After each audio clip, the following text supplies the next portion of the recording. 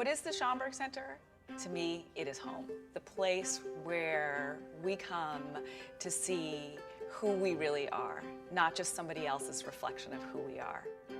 The Schomburg Center is a place of culture, it's a place of history, it's a place of knowledge. The Schomburg Center, to me, is a repository of all of the things that has documented our sense of worth as a people. For me, that means that it is a place of immense power. The Schomburg Center is a public research library and a cultural institution for the study of the Pan-African world. It is perhaps the best in the world. My Schomburg Center is Arturo Alfonso Schomburg.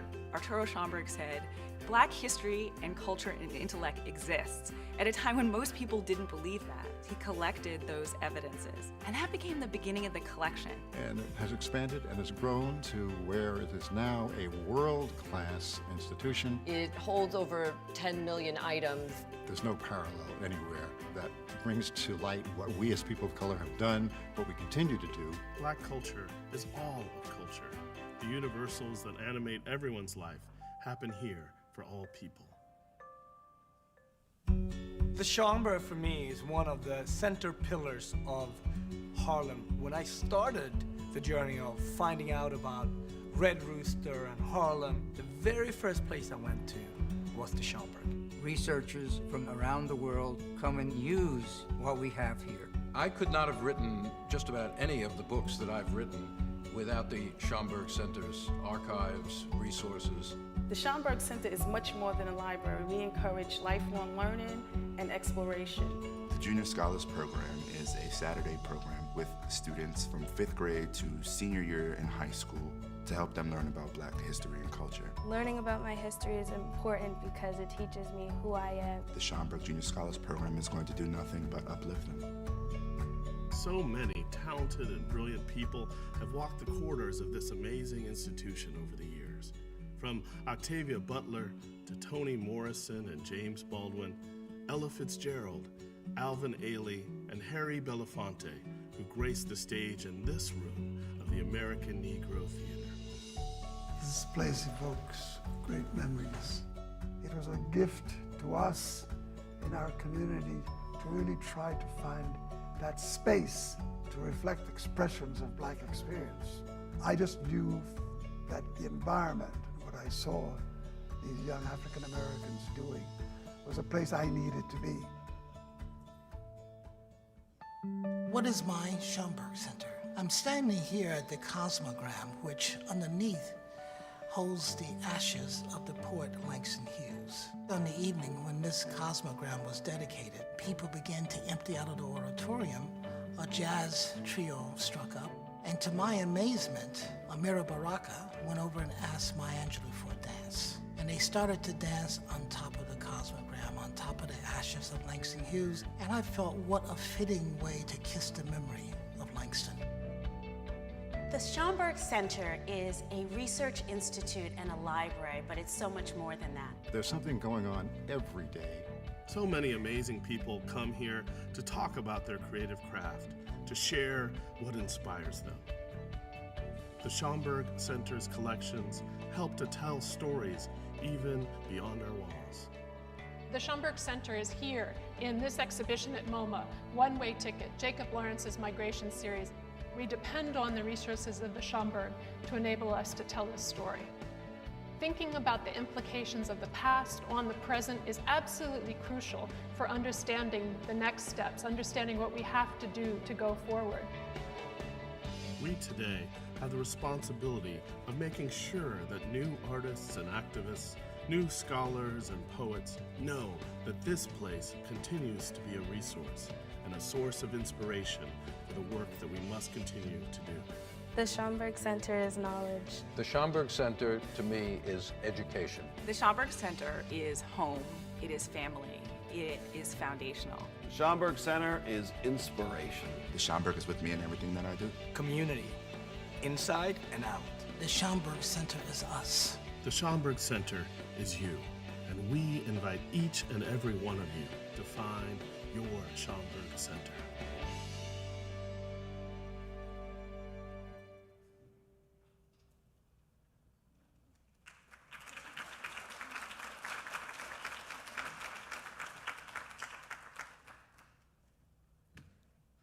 Good morning, educators. Thank you for joining us in person and virtually for Freedom Dreams, a Juneteenth-inspired professional learning just for you. Give yourselves a round of applause.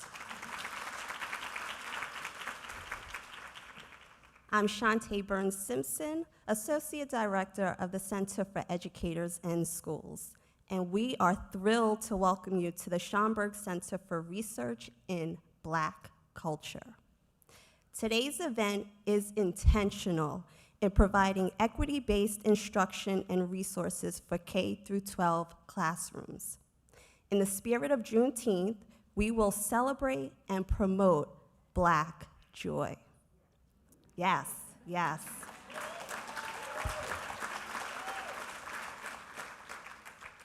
Many thanks to the amazing work from the Center for Educators and Schools team, the American Sign Language interpreters for today's event, our featured speaker, Nikole Hannah-Jones,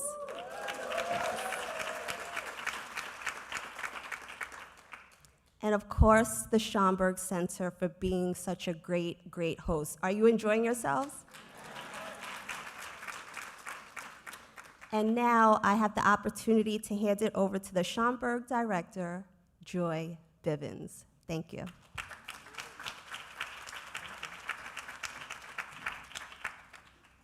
Good morning, everyone. How are you?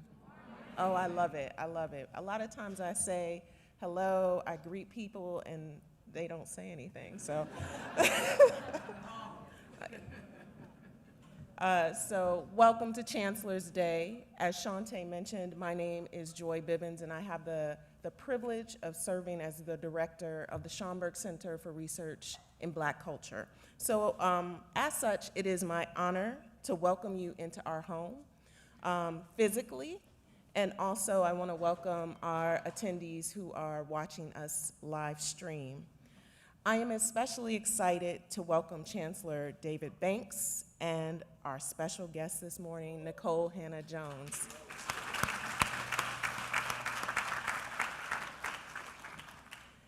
The Schomburg Center has been a beacon of education and scholarship for nearly a century and is home to more than 11 million objects that reflect and document the histories and cultures of people of African descent.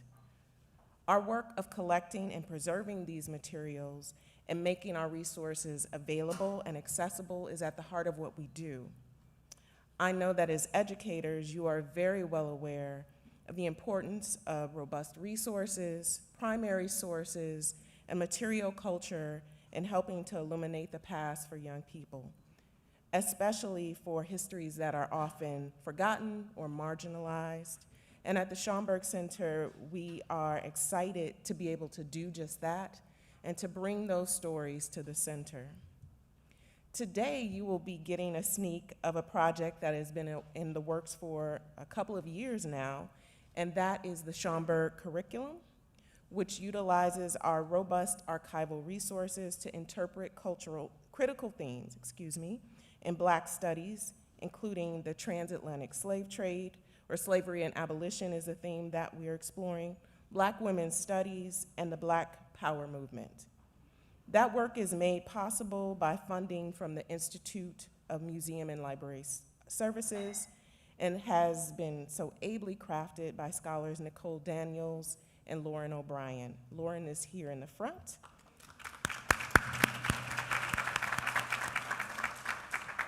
It is also made possible by the brilliance of Dr. Brian Jones, director of the New York Public Library Center for Education and Schools, Educators in Schools, excuse me. And we're really excited to be able to share a bit of that today with you. Now, I know that you have a full agenda this morning, but we are hospitable folks here at the library, and we like to make sure that you feel and know that you are welcome. To extend our gratitude for your presence here this morning, I'm pleased to introduce our next speaker. Good leadership allows us to do our work and to do it well, and I appreciate Tony Marks for just that. So please join me in welcoming the president of the New York Public Library, Tony Marks. Thank you.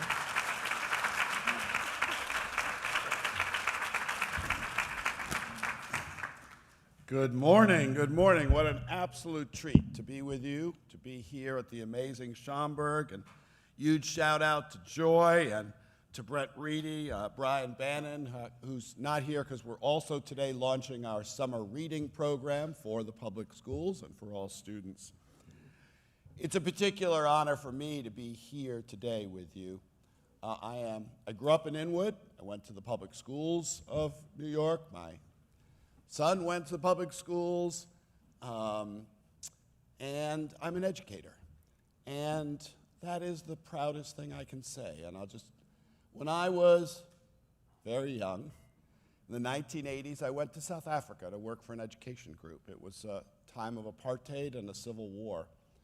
And I lived there for a few years, and we put a college together that basically, the white universities then in South Africa said, oh, well, we'd love to take black students, but there aren't any qualified, because of course apartheid had made sure that there weren't any qualified. So we thought, let's just give folks 1 year of quality education, really, what you all do. And in 1 year, and this happened for 10 years, 1,000 students went through this college, and in 1 year of the work of great educators, undid 12, 15 years of purposeful bad education. Those students went on to become successes, even ministers of state in the democratic South Africa. It's not a perfect process. God knows South Africa hasn't turned out perfectly in every way we hoped.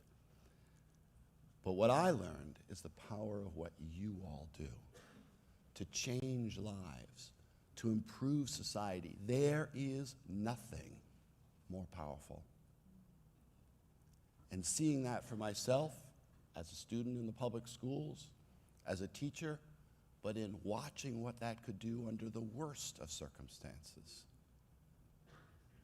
makes it so important. There is nothing more important than what you do. We're here to support that. The public schools and the libraries in New York have been partners for over a century. In every possible way, we know that. But we've been somewhat diffuse about that. It's sort of in our DNA, but wasn't really in our org structure. So we've said enough of that. We want to be, Mr. Chancellor, as purposeful and as offering as we can in this partnership. It started when I got to the library, talked to Dennis, who was then the Chancellor. You needed library books in the schools. We have 55 million books. The two systems had never talked to each other. Now, with My Libraries NYC, we are providing the books into something like a third of the public schools in New York, and ready to do more. Ready to do more on curriculum. We've created a treasures exhibit at our main building. Taken all those treasures that we kept in a safe, we want every one of your students to come see it. And as you're going to hear from Brian and the amazing work of this new Center for Educators and Students, which is bringing it together, we want to not only offer tours, but curriculum plans, syllabi, primary material. We want to be of service because we know that this partnership is the most important partnership for the future of this city and of our students and our children. I cannot thank you enough for your work. I am so excited about the conversations today and how much we're going to learn from you. It's, of course, a great honor to have Nikole Hannah-Jones with us. Before we get to that, it is my absolute honor and pleasure to have in the House and as our next speaker, the great Chancellor of the Department of Education, David Bates.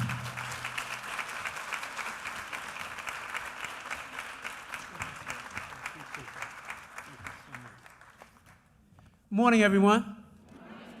I'm thrilled to be here this morning. It's a great day. The sun is out. It's beautiful. And you don't have to be in school today. Isn't that great? We look forward to these days. Listen, I was a teacher in Brooklyn for several years. I was an assistant principal. I was a principal. And, you know, listen, I love my kids. I have two of my former Eagle students who are here today working at the Schaumburg, and I appreciate them. But anytime we had a chance for a solid professional development day, we welcome that. Listen, I am, Tony, I just want to thank you, first of all, for your kind remarks. But I also want to, a couple of things that I want to say before I sit down. I've been chancellor now for closing in on 6 months. And there's a couple of observations that I have that I wanted to share. One is I was overwhelmed by the sense of families who don't trust the Department of Education. There has been a broken trust. Right? The DOE has, and I don't mean you as individual teachers or people who work in schools, which, by the way, how many of you are teachers, just by a show of hands, how many of you are teachers or otherwise faculty members, you work in the school? Very good. How many of you, by show of hands, you don't work directly in the schools, but you support the schools, you go in, you're consulting, you have different partnership organizations that are doing great things in the schools? Wonderful, I thank you. When I have traveled around, and I've been to every borough multiple times and spoken to parents and families, I have been taken aback at how much over the last 20 years they have felt as though they have not had a seat at the table, that their voice has not been heard. Policies are made for them, not with them, and they're tired of it. But I want them also to know that this chancellor and this administration hears them.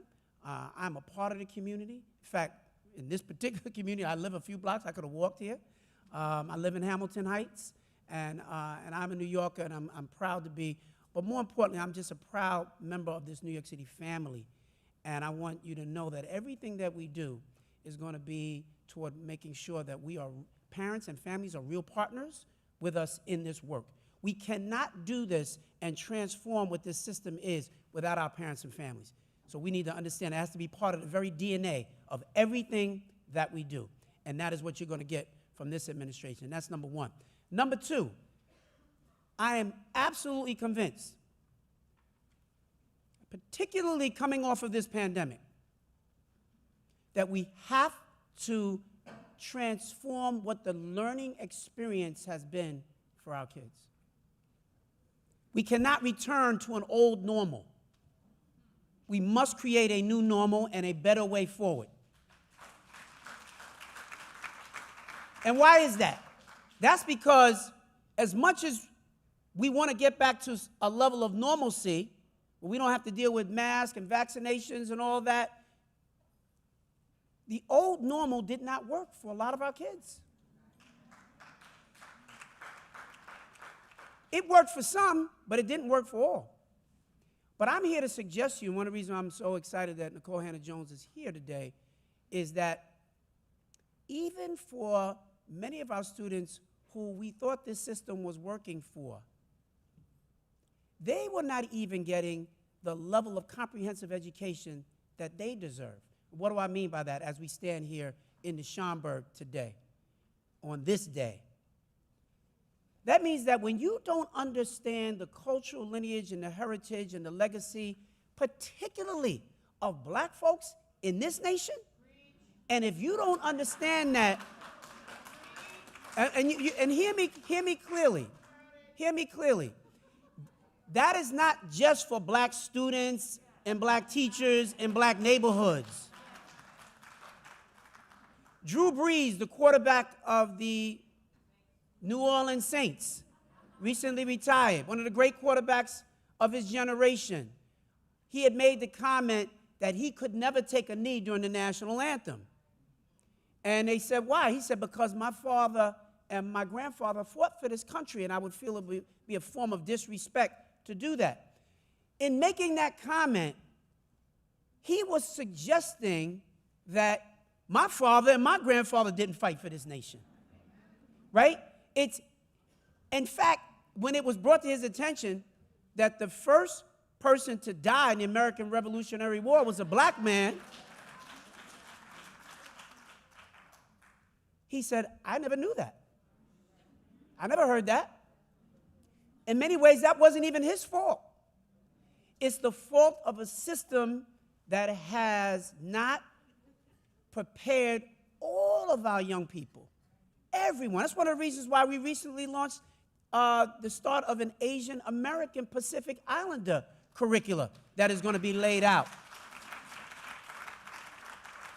Last year, my predecessor, Misha Ross Porter, was here in these very halls to announce the launch of the Black Studies Curriculum that is under work right now, and I want to thank Sonya Douglas Horford and Bert and the team that is working together with those from Black Influencers United and the Eagle Foundation, the United Way. It is going to take all of us working together to develop curricula, which really is just a blueprint forward for all of us.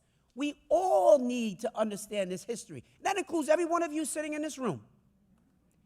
Because I can tell you, there's a whole lot of black folk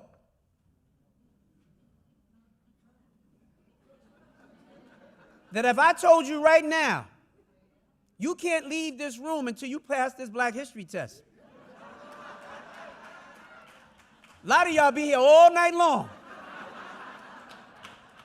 So what's the point? The point is it's easy to do this. It's easy to do that. I'm less interested in that. I'm much more interested in making sure that our babies get the depth of knowledge that they need about who they are and about the contributions that everybody has made to this America. So, as I get ready to take my seat, I'm just thrilled that Nikole Hannah-Jones is here. I want to thank Tony and his wonderful staff for this beacon that is the Schaumburg. But beyond the Schaumburg, the libraries all across this city, the museums and cultural institutions. As we go into the next school year, you're going to hear me say it over and over and over again. I want to see as many of our children outside of the four walls of their schools as absolutely possible. We should be keeping that in the forefront of everything that we do. I met yesterday with the head of the American Museum of Natural History. They're looking for our kids. We should be sending them everywhere. Your education should not be limited to room 312 in your school. So our kids engage, they learn by doing, by experiencing, by being a part. And there's no better place than New York City. The whole world lives here. And you cannot be a global citizen with a neighborhood mentality. And so you've got to expose our young people. Expose yourself. Expose yourself. Continue to push your own selves to grow. Don't act as though you're the teacher. We kind of already know what we need to know. You should be pushing and learning and growing and meeting new people every day. And that way you are a lifelong learner and you can be a model of a lifelong learner for all of our young people. So have a great professional development day. They call it the Chancellor's Day. How cool is that? And the last word I will say as I take my seat, I'm going to sit in the back because at some point I'm going to have to slip out. But I want to say this to all of you, particularly those of you who work in our schools as New York City school teachers. Having gone through what you have gone through, people talk all the time about our kids and what our kids have gone through and the academic loss and the mental health issues and challenges that they have gone through, and I understand that and I appreciate that. But I also want to tell you, I see you. I see you. I respect you. I love you. Because I know that our babies and all of our young people in our schools, they cannot hope to achieve their dreams and their ambitions without you. And so you've got to be okay. That's why a day like today is important. Just to relax for a moment. Take in new information, good information. Meet some new people from across the city who are also here. If you're not good, the rest of our kids cannot be good. This system cannot be good. So take care of yourselves. Have a great summer. Enjoy your families. Love up on them. And just know that this Chancellor respects you. I celebrate you and I salute you. Thank you.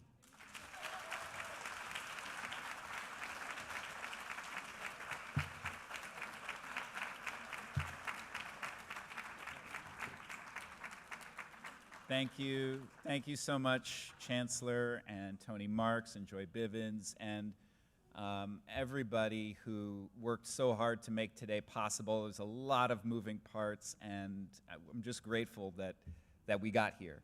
I don't know about you, but I'm a public school parent, a former public school teacher in New York City for 9 years, and I feel so much about what we've been through and what we're still going through, and I've been looking forward to being in community with all of you today so much, and I'm so glad that we made it here. Thank you for coming. Thank you, everyone who's following along on the live stream.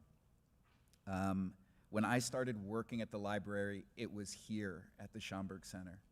And of course, when I started here in 2018, I just fell in love with the place and always saw the collections and the amazing things that are here through the eyes of my students, through the eyes of my kids, and through the eyes of my colleagues, and tried to create ways for you and us to access them and get them into the classrooms. And so today is the culmination of a lot of hard work to try to make that expand on a bigger scale.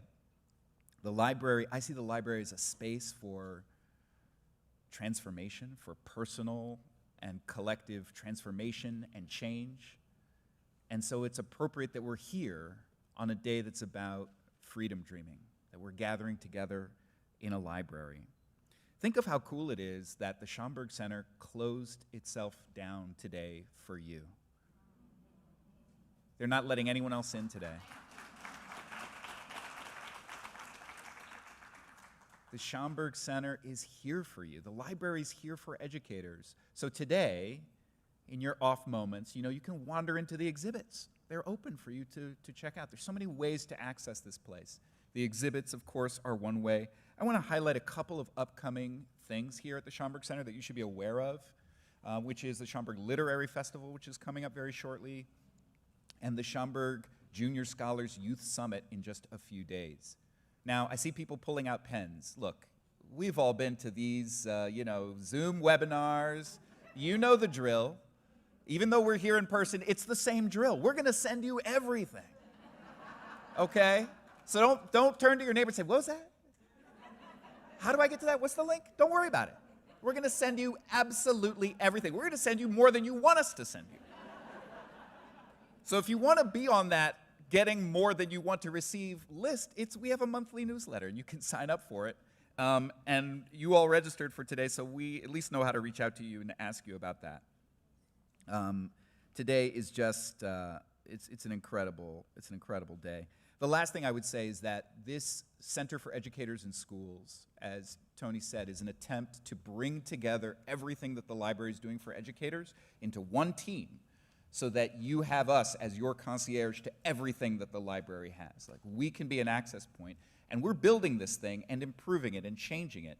So today there are evaluation forms, and we tried to keep them brief, but I really want to ask you to fill them out, because it helps us hear from you about what's going well, what could be better, and what you want to see next time. So please stay in touch with us. So let's get to the good stuff. I am so thrilled to introduce our featured speaker today. Nikole Hannah-Jones is an award-winning investigative reporter who covers civil rights and racial injustice for the New York Times Magazine. Among her many awards are a 2017 MacArthur Fellowship, and in 2020 she won a Pulitzer Prize as creator of the 1619 Project. She's been busy. And like you, she's an educator. Nikole Hannah-Jones is the inaugural Knight Chair in Race and Journalism at the Howard University School of Communications, where she founded the Center for Journalism and Democracy. So please join me in welcoming to the stage Nikole Hannah-Jones.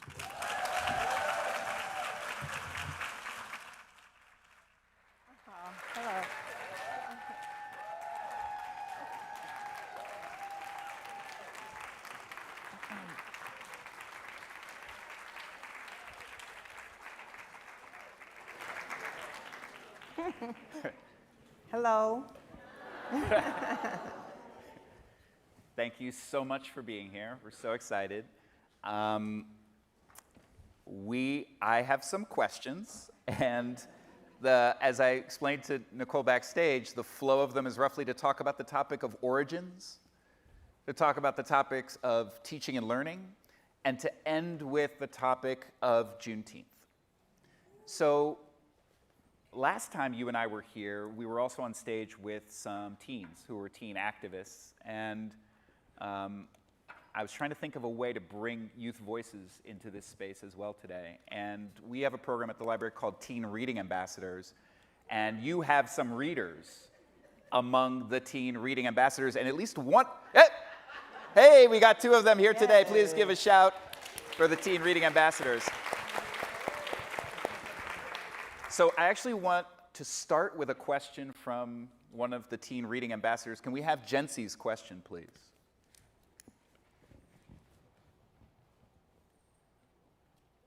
Hello, I'm Jency Jimenez, a senior at the Bronx High School of Science and a teen reading ambassador for the New York Public Library. I was wondering, how do you think your upbringing influenced your understanding of how the world views you and how you wish to be viewed? That's a good question.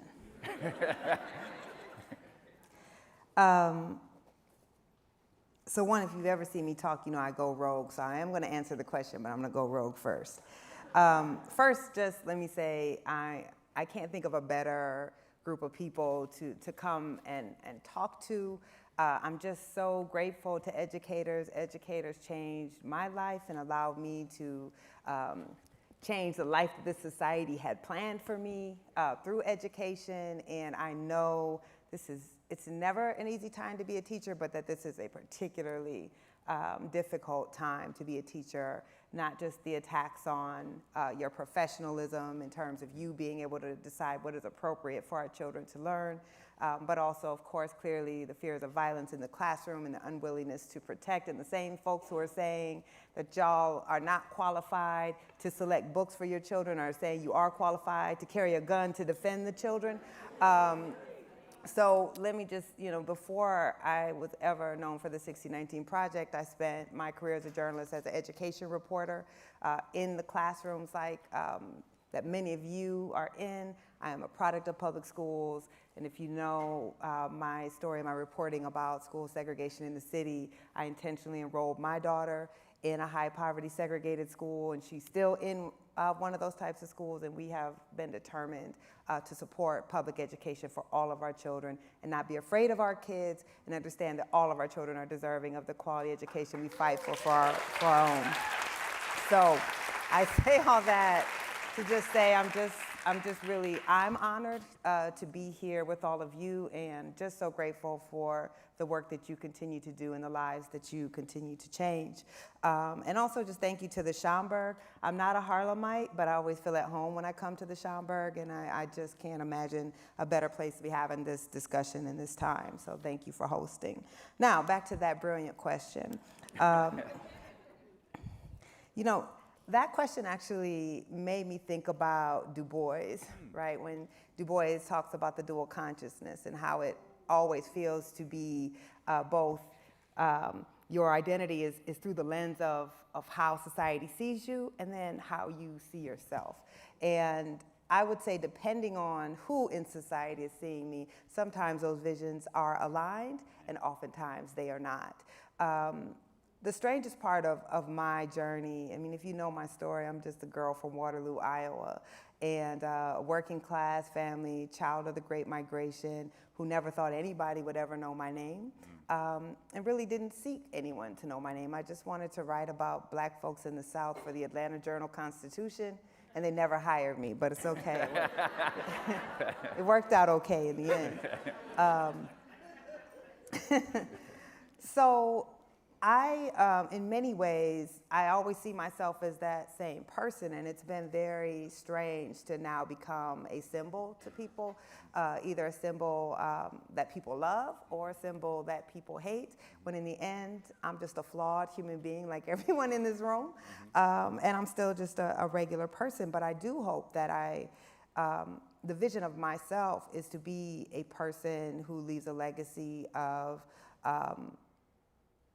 truth-telling, of trying to use my platform and my skills to force this nation to treat Black people and other marginalized people as it believes that it already does, right? That it lives up to its own stated ideals, and that I'll be seen as a door opener, as someone who is never content to be the only one like me in the room, or that my personal success really is meaningless if I'm not also trying to bring along my community with me, which may or not have answered your question, but that's what you're going to get.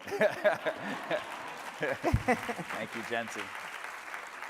Okay, so let's get into the matter of origins, which is a major part, as I see it, of your intervention into public discourse, the 1619 Project, changing the way we tell a story about the beginning. And it matters where you put the beginning of a story. It matters to say that the country's origin begins with enslavement. Now, but for our audience of broad educators, many of whom we don't know, and people following along on the live stream, I think it's important to state that there's a big difference between saying that the nation's story starts with enslavement and that Black people's story starts there. And I think we'd never want to say that Black people's story starts with enslavement. In fact, it's important, I think you would agree, to say that it starts long before then. And it's important for young people to learn that. So I just want to ask you how you view the question of origins and your role in shaping how we think about these origin questions.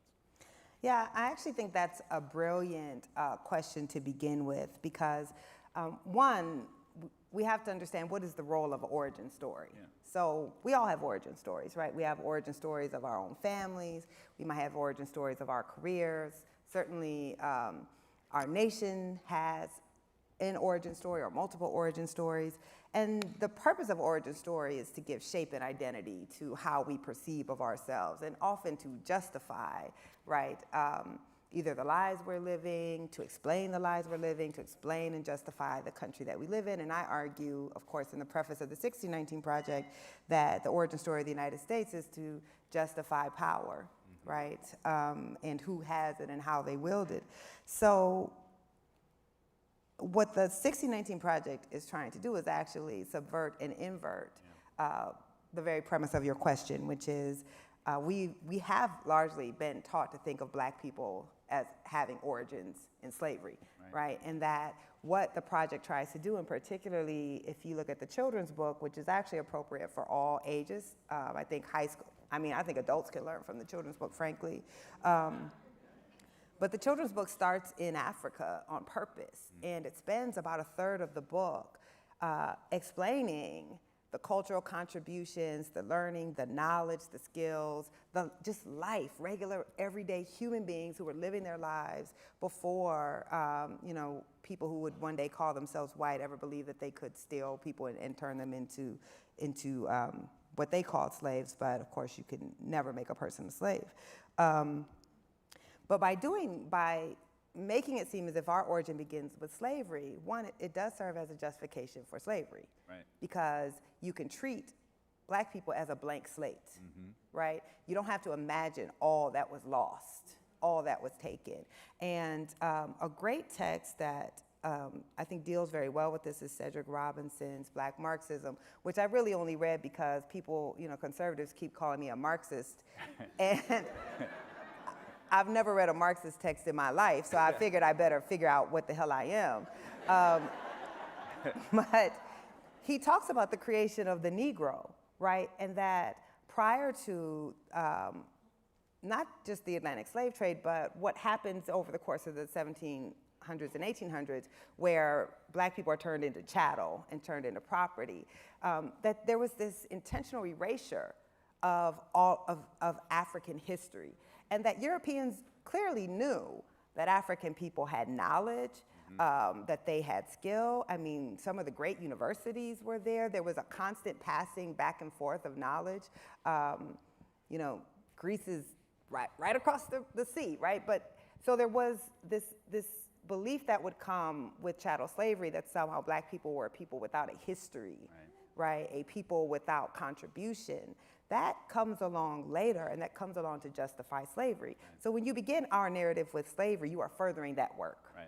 Because it is easier to say slavery was bad, but as I get all the time, look how good y'all have it now. because there's a belief that we had nothing before. Right. And then the inverse of that is true, of course, with the origin of our country, where the origin of our country has nothing to do with slavery. And in fact, the most contested part of the 1619 Project, as you know, is that I dare to argue that maybe in a country where the oldest and wealthiest and largest colony was Virginia, a true slaveocracy, and where the drafter of the Declaration was an enslaver, and the drafter of the Constitution was an enslaver, and the drafter of the Bill of Rights was an enslaver, and Patrick Henry, give me liberty or give me death, was an enslaver, and the first president was an enslaver, and 10 of the first 12 presidents were enslavers, that maybe slavery had something to do with it, right? And yet that was so contested because our origin story that we want to tell ourselves cannot deal with the fact that we weren't born as a nation for freedom, but that, as Edmund Morgan argues, slavery and freedom in this country were born at the same time. So we both tell Black people that our history begins with slavery and tell the country that slavery had nothing to do with our beginnings. And the anger against the 1619 Project is inverting both of those things. And one arguing, of course, we were human beings, we had culture, knowledge, history, but also in this country, we built democracy. In this country, we took those words the white men wrote and didn't intend for them to apply to us and said, actually, they will apply to us. And they will also apply to every marginalized group of people. And that is a dangerous thing if we understand that origin stories are about maintaining power and justifying power. Then having a different origin story shows how illegitimate is the power that so many people in our country wield. Wow. Thank you for that. So that actually is a good transition to talk about what are we teaching in classrooms? What's happening with teaching and learning? And we have another teen reading ambassador. Can we have the question from Anastasia?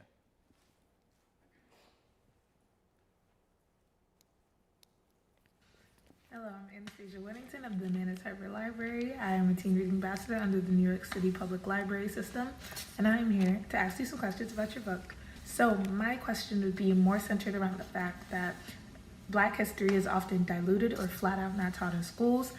If I would have never read your book, I would have never knew the history of the Ndongo people. Do you think that the heavy truth should be taught in schools? And if so, what would be your advice to educators to be able to teach that truth to kids in a gruesome, truthful, yet digestible manner? Wow. So I had a hard time hearing that. Yeah, the audio is a little soft. Actually, I have a transcription of it. Okay. Black history is often diluted or flat out not taught in schools. If I hadn't read your book, I would never have known about the history of the Ndongo people. Do you think the heavy truth should be taught in schools? And if so, what would be your advice to educators to be able to teach that truth to kids in a gruesome, truthful, yet digestible manner? What a question.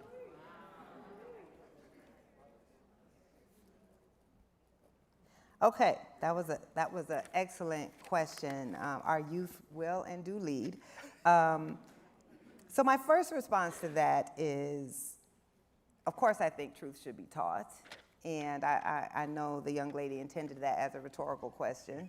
And I would say truths should be taught, right? I think we have to be teaching history from multiple perspectives.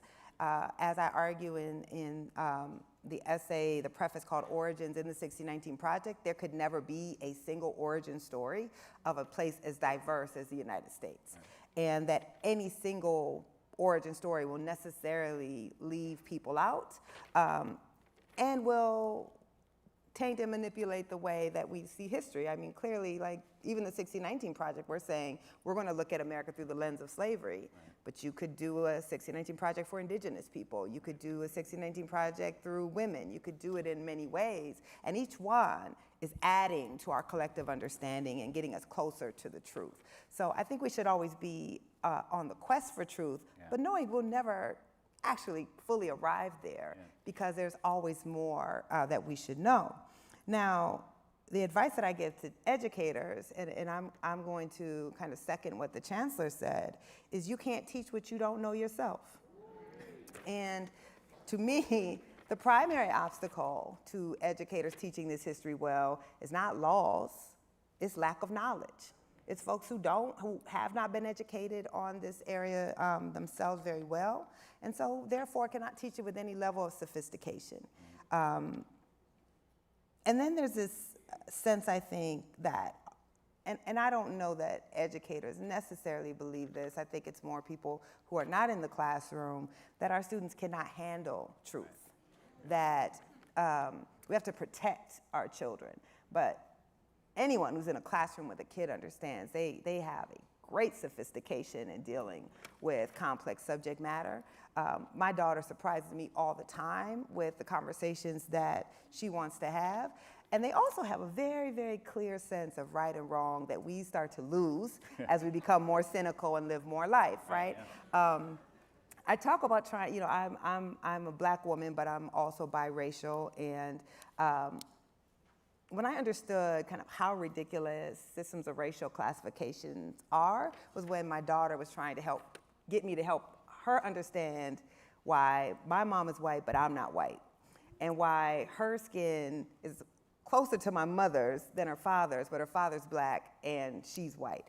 And I'm trying to break down the racial rules, and then she's like, what? And I'm like, you're right, it doesn't make sense. Right, right. It actually doesn't make sense for me to be like, well, because if my dad is Black, that makes me Black no matter what my mom is. And even if I'm 70% white, if I have any Black in this country, I'm still Black. And it really has nothing to do with skin color, even though we say it has to do with skin color, right? And you're trying to break this down, and then you realize that we have all accepted the indoctrination into what the systems have to be, and we stop questioning them, and we just know the rules and we live by them. So you have to, as an educator, have read widely enough to have questioned this dogma yourself in order to lead your students to gain the information and question. And the 1619 Project is not a doctrine, just like no text should be.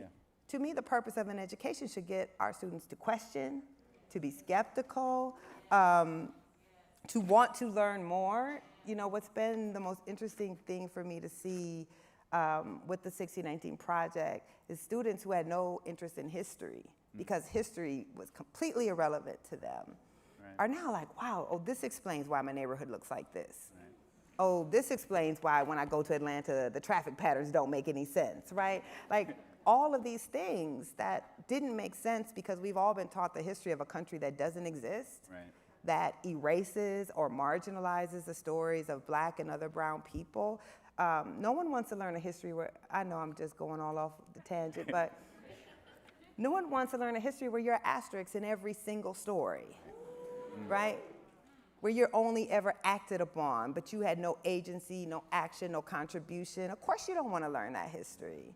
Of course, it's not relevant to you and your community. So I think, sitting in rooms like this, doing that constant learning yourself, because you're not ever going to get taught this in your schools of education. They don't teach it well. Most of us can get a master's degree and have learned almost nothing about the histories of our own country.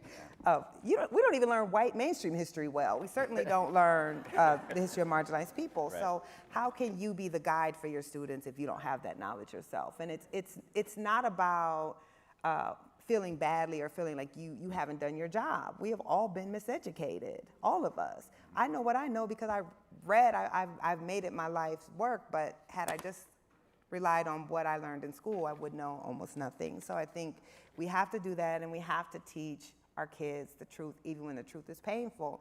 And the reason you all are professionals is you know how to teach in an age-appropriate way.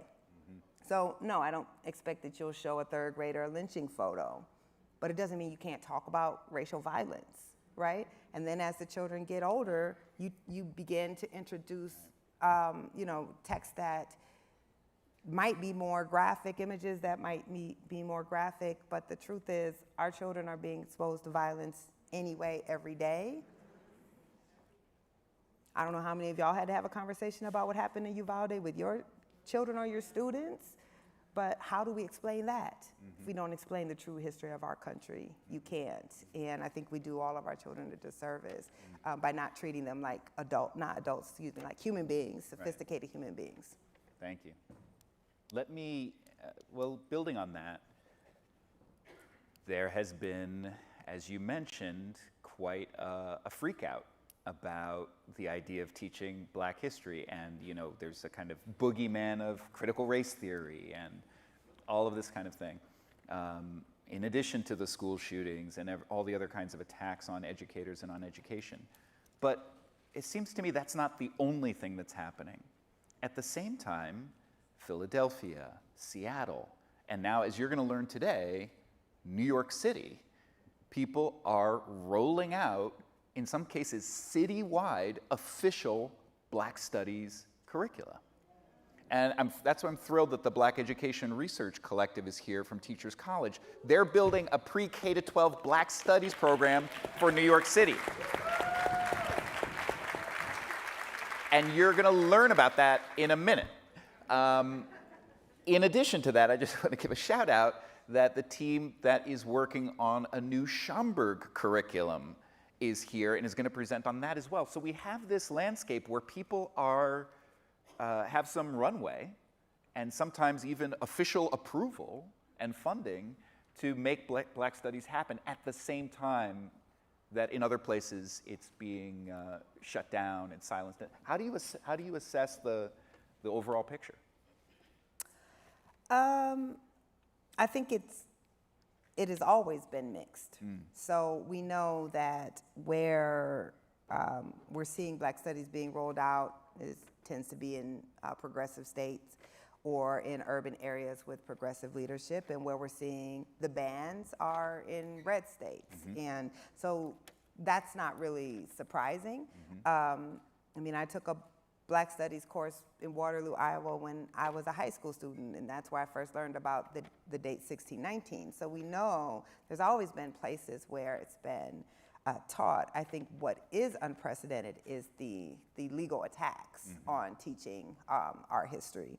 There are some more than 100, about 124 pieces of legislation that have either been passed or are being introduced to try to prohibit the teaching of 1619 Project, as well as the teaching of what they're calling critical race theory. But I've always cautioned we need to stop using the terminology of propaganda, because that means we further the propaganda.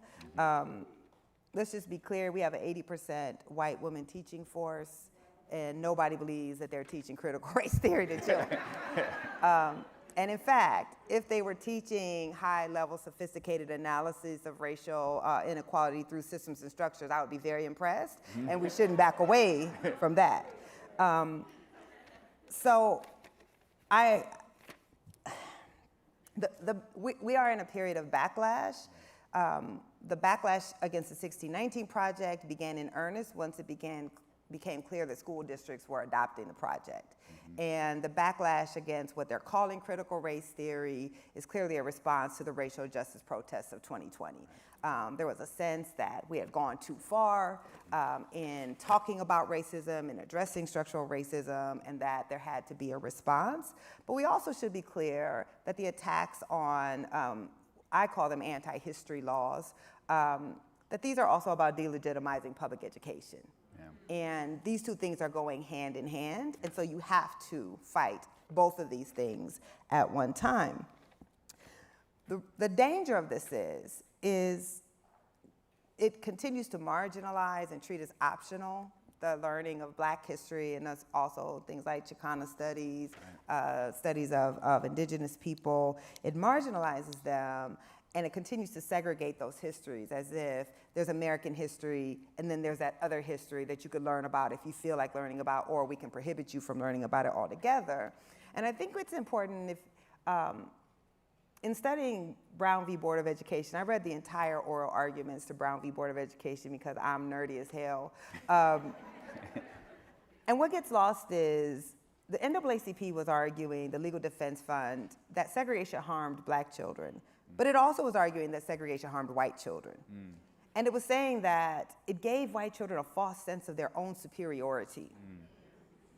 And that is what we see when we segregate these histories, when we don't treat the stories of Black Americans and other marginalized groups as central to the American story, is a sense of white children believing that their people are the only people who have contributed to society. And therefore, if they have more in our society, they are justified in having more because aren't they the ones who built it the most, right? So that history, it is important for Black children to learn, but it is equally important for other children to learn. And I've had the experience now twice in classrooms, once in Philadelphia with high school students, and then once up here in Harlem with elementary school students. The high school students were reading my democracy essay in the 6019 Project, and the elementary students were reading Born on the Water, where I had Southeast Asian and Asian students who were either immigrants or first generation who said that those texts also changed their understanding of race in America and their understanding of Black Americans, because they were realizing, oh, my family was able to immigrate here because of the freedom struggle of Black Americans. Oh, Black Americans are not immigrants. They didn't have the same experience as my family had. We came into an existing hierarchy. And so a lot of the myths that they had been taught about why they appeared to be successful and they needed to distance themselves from Black Americans because Black Americans simply weren't taking advantage of the bounty of America were shifted by having this deeper understanding of not only what Black people have faced, but about how the Black freedom struggles have provided the legal opportunities, right? The ability to live in a country free of legal discrimination that everyone benefits from. Yeah. So that's why these histories are important. And the last thing I'll say about that is, you know, I've had to turn my 1619 book tour into an anti-ban book tour, to a democracy tour, because a healthy democracy doesn't ban books, it doesn't ban ideas, so that is a sign of our democracy being in decline right now. And we may think sometimes when we're in a place like New York City or New York State that we are in a safe state. There are none, okay?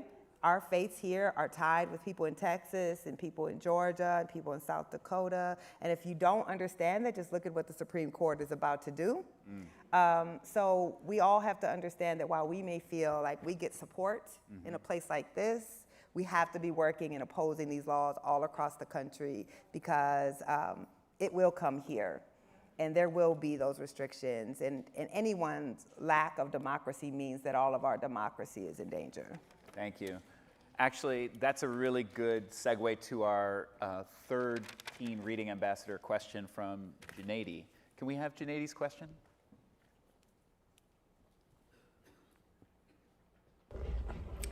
Hello, Nicole. My name is Junaidi, and I am a teen reading ambassador for the New York Public Library. I'd love to know what you think about Southern states trying to block certain topics in their schools, specifically relating to race and immigration and people of color. And what do you think should be done to help stop these schools from depriving their students of the education that they deserve? What was the first? She said, who was blocking the certain topics? Southern states trying to block certain topics in their schools, specifically relating to race and immigration and people of color. Well, we could ask Junaidi, she's here. No, I don't want to put her on the spot, but thank you for that question. Do you have it? Yeah, I got it. Thank you for that question. And let's just be clear, it's not just Southern states. Right.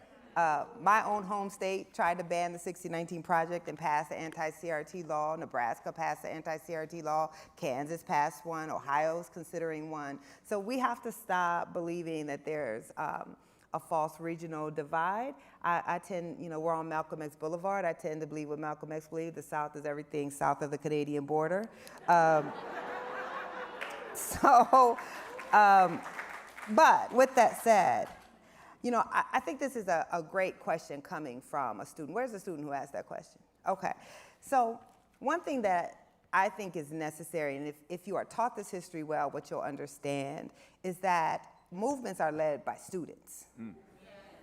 That if you look at the civil rights movement, if you even look at the anti-segregation activism right here in this city, while parents were sitting around arguing with each other and saying there's nothing we can really do, students took to the streets, and students says, yes, you can. You need to change what's happening in our city right now. So I always tell students, don't look to us old folks to tell you what to do, because if we were going to fix this shit, we would have fixed it a long time ago.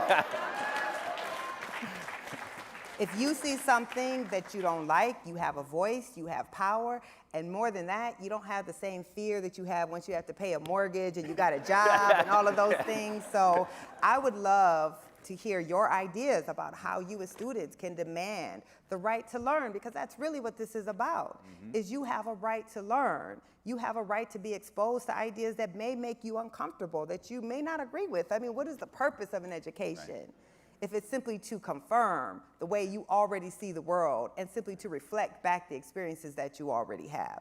You should get both, right? Like, we deserve to be seen in the text and the curriculum, but Lord knows that is a paltry education if that's all that we receive. So I think you should link up with other activists. There are student activists who are working on these issues across the city, in other states, and learn to support each other and figure out what is the best way to demand. Because in the end, you are the ones who are being deprived of what I believe is your right. Maybe not constitutional, but your human right and your right as a citizen to learn. And by a citizen, I mean a citizen of the world.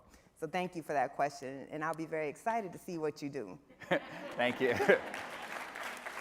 All right.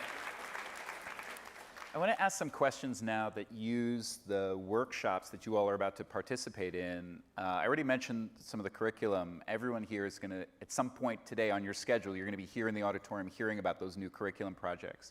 But in the other part of your day, whether the morning or the afternoon, it's different for different groups, you'll be in other spaces of the Schomburg Center with different experiences. One of those is a workshop that's about how Black New Yorkers commemorated emancipation. And it's trying to understand emancipation not as one moment, but as a process that plays out over quite a long time. And it's using the New York Public Library's databases of Black historical newspapers and showing how you and your students can take a deep dive into that. So now, like so many things in Black culture, going from the margins to the center, Juneteenth is on everybody's lips and is a federal holiday. I'm wondering how you feel about the question of emancipation, about Juneteenth, about what's your Juneteenth, how does Juneteenth land for you this year in 2022?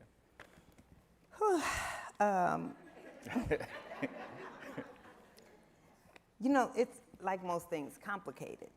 So I've long believed that we should have an Emancipation Day in this country, that many other countries in the Americas that also engaged in chattel slavery make a big deal. They acknowledge the emancipation of slavery, and the fact that we won't do it just speaks to, you know, the continued cover-up of the role that slavery played in our country and our inability to grapple with it, because emancipation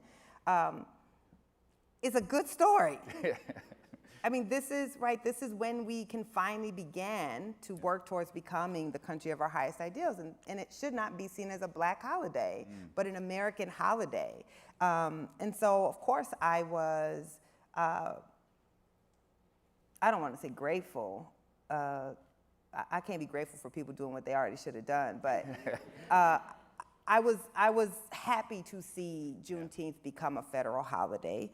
I think it's important that we acknowledge both that slavery ended, but also nothing was ever as clean and tidy as they want to teach us. So it didn't end clearly with the Emancipation in 1863, and it didn't end with the end of the Civil War in 1865. And in fact, if you know your history, you know there was still slavery in the 5 civilized tribes until 1866, a year after the end of slavery in the United States. So I think that it's both important, but we also kind of saw what it came out of. So if we look at the protests of 2020, literally that's all we got. That's all. There's been no police reform bill passed. There's been no voting rights bill passed. Even things like child tax credit, which are race neutral, not passed, throwing millions of Black children back into poverty. And so the passage of Juneteenth in some ways feels very cynical. Symbolic, and not to say the symbolism doesn't matter, but of course we would like, you know, the symbol and the substance. So that's a complicated answer. So I'll say this, I think it's important, but I also think how we talk about Juneteenth is important. And how we commemorate Juneteenth is important. It cannot just be 4th of July for Black folks, right? Like, it can't just be cookouts and barbecues. Like, can we actually talk about the work of emancipation, the unfinished work of emancipation, Can we acknowledge all of the history that goes behind that? Can we talk about what does it mean to be liberated and yet not receive reparation? Right. What does it mean to be told? I mean, if you look at the slave narratives, they talk about learning of their freedom and then having to live, you know, scavenging fields because they're now starving, or having to try to get shelter in bombed out churches and buildings of babies and old people dying because freedom meant you now don't have to work for this person, but you have nothing. Right. And then the stories of them having to go back and work on that same plantation so that they wouldn't starve. Right. And here the descendants, you know, 150 years later, still at the bottom of every indicator of well-being in this country, and still asking for financial repair that our ancestors never received. So we have to talk about, we have to both celebrate the end of slavery. And let me also just say, we have to tell the story of Juneteenth as Black people, as actors, that we don't see a Northern victory without Black soldiers fighting in the Civil War. And that Thavolia Glimpse says that about 75% of free Black men of age served in the North, served in the Union. No other group served at a rate like that. So it wasn't about, as I hear all the time, white people fought a war to free y'all. What are you complaining about? Black people freed themselves. The Emancipation Proclamation came because Black people were already self-liberating. So we just have to teach the complexity, but we also can't be satisfied with symbolic things. What comes next? Where's the pressure for the other things that were promised after that revolutionary summer of 2020, and yet nothing has been received? So how do we both commemorate, but also maintain that urgency to work towards true emancipation? Because true emancipation is Black people don't live in wealth poverty. Black people don't live in literal poverty. Black people don't continue to be in New York City, one of the most segregated and unequal school districts in the country, where the education poor Black kids receive is starkly different from the education that white and Asian students receive. We can't accept those things. And just to be clear, for kids who ask about Southern states, the most segregated state in the country for Black children is New York. It's not Alabama, it's not Mississippi, it's not Georgia. And the top 3 segregated schools in the whole United States is right here in New York City. And all very well-meaning progressive folks are willing to put up with a great deal of segregation and inequality for Black kids in this city. Which is not what this lecture is about. But we're not going to talk about education in the schools and ignore what's happening right here in Harlem, right in Bed-Stuy where I live, where we still have a dual system of education in this city. Right, thank you. Another thing that people will have access to today is a workshop that takes the poetry of the 1619 Project and uses it as a jumping off point for teaching and for activities in the classroom, all ages. And I'm just wondering if you want to share your thought process for, first of all, including poetry in the 1619. Why did you think it was important to have poems in a work like this? Yeah, thank you for that question. And also the children's book is written, it's written in verse as well. So I wish I could take credit for everything spectacular about the 1619 Project, but all of it was not my idea. And we were, in part of the brainstorming process for the original project, we were talking about, you know, Black Americans are the only people for whom it was ever illegal to learn to read and write. And at Emancipation, by some estimates, about between 96 and 98% of the Black population was illiterate. And what that means is there are lots of moments in history where the documentary evidence we have was not written by Black folks. It's not written from our perspectives and with our humanity in mind. So as we were thinking about the project, we were like, what if we tasked some of the greatest writers in America who also happen to be Black and descendants of American slavery with reimagining these moments through history through the lens of their ancestors, through the lens of Black Americans. And the editor-in-chief of the magazine, Jake Silverstein, He loves poetry. His father is a poet, and he really thought we should do what we ended up calling a literary timeline. So to pick moments in history and through either prose or verse, depict in brief ways. And it really became, we don't talk about that part of the project that much, but it's one of my favorite parts. I think it gives different entryways, especially for teachers. I know a lot of teachers, especially English teachers and literature teachers, use that as a way to engage students in the writing.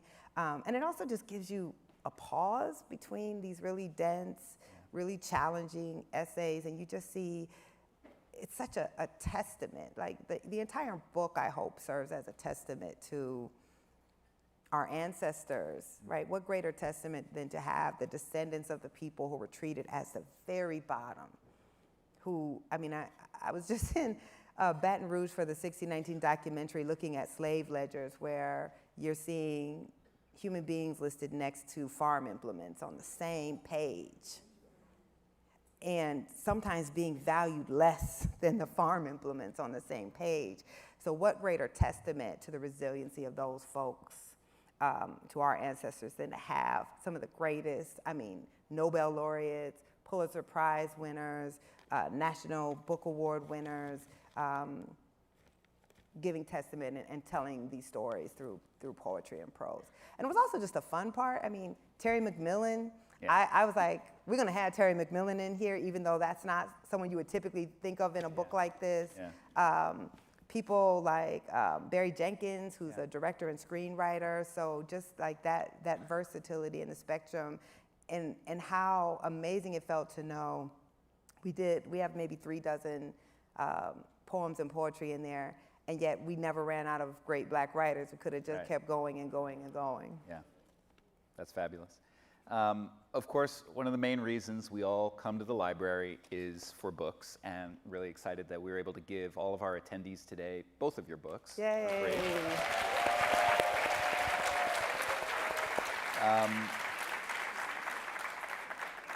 And today you are going to be absolutely deluged with other ideas about what to read and books to teach with and books to read for your own knowledge and books to share with your students. And you don't have to take notes. We're going to email you those lists as well. But I'm curious, and this is just the last question to leave with, is what are you reading or recommending to read right now? Oh, Lord. One, I'm usually reading like 5 books at once, but right now I'm obsessed with the Haitian Revolution. I'm reading a lot on it. One, because I just think it's one of those complete blind spots in American history, and I ask my students at Howard, why do you think every child learns about the French Revolution and we don't learn anything about the revolution that happened right off our shores? And then to contemplate, right, why that is. Because how does the United States teach about a revolution, right, which the United States was a slave colony, a slave republic, and how do you teach about a revolution of enslaved people who become the first free Black republic, who become the first people to abolish slavery in our hemisphere, and then talk about American exceptionalism, right? So we just erase it. And so I'm reading The Black Jacobins, which is an amazing book. And then I'm also, I used to love to read fiction. Now I never feel like I have time to read fiction because I'm always just trying to read for knowledge. Not that you can't get knowledge from fiction, but I started listening to fiction while I do walks. And have you all heard of the book, The Love Songs of W.E.B. Du Bois? So I just finished this, 26 hours on Audible. It's like 2 Bibles length. Long, but it's such an amazing work. And I think she spent, at least a decade researching. And so like you learn a lot about history in the book, and it's just beautifully written. So those are the 2 books that I'm reading right now. Fabulous, thank you. Please join me in thanking our guests. Thank y'all, y'all been amazing. Thank you. This is amazing. Oh, thank you. Thank y'all. Thank you for what you do. So I'll just explain the transition. Okay. So we are going to now have a transition. Let me just explain it a little bit, and you following on at home at the live stream are going to have a little slideshow. So if you're following along at home and you want to see the curriculum projects that we're about to present, you can take a little break or you can follow along in the slides. And everybody here, you can grab a little bit of a snack out in the lobby, but look at your agendas to know where you're going next. About half of you will stay here in the Langston Hughes Auditorium, and the other half of you will go to different spaces, to either the American Negro Theater, which is out these doors to your right, to the County Cullen Library next door, in which case you'll have to go outside and just hug the building and make 2 lefts, or to the Aaron Douglas Reading Room, which is towards the entrance to the building, but down the stairs, and we'll have folks guide you. Anybody with a red shirt on can help you find your way, and I will stand right here by the stage to answer any questions. So let's start the workshops at 10:40. Thank you. Thank you, everybody. For hosting me. Oh, yeah. You come up on stage.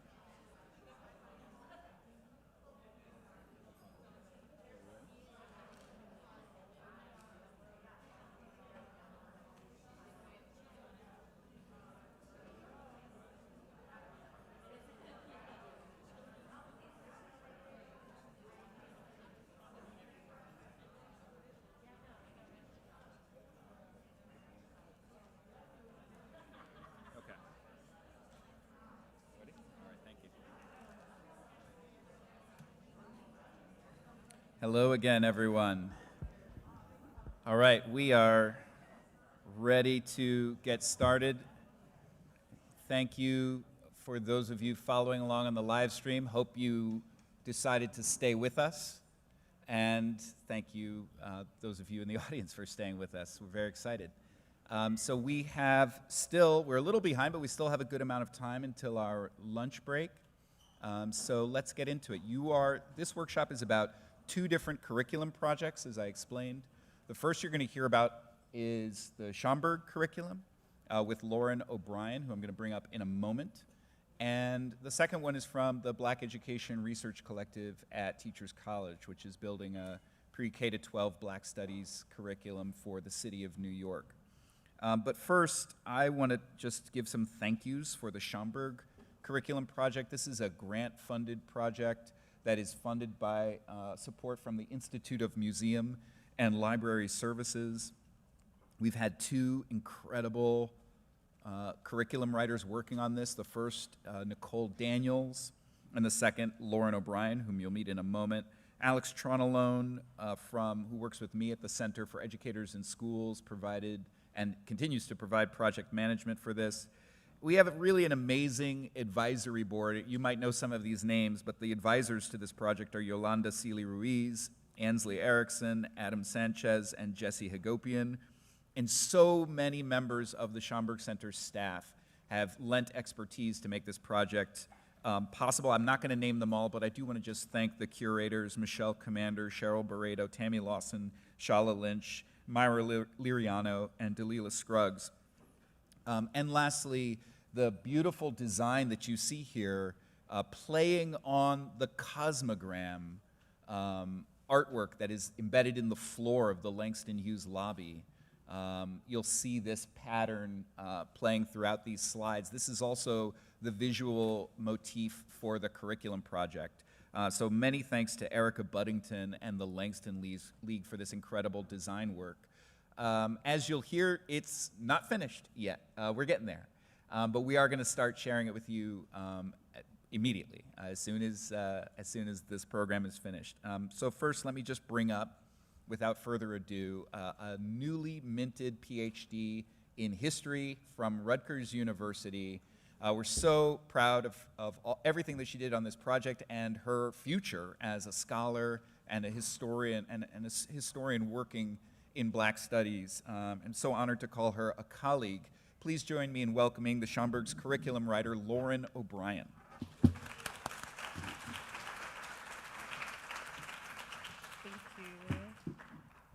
Good morning, everyone.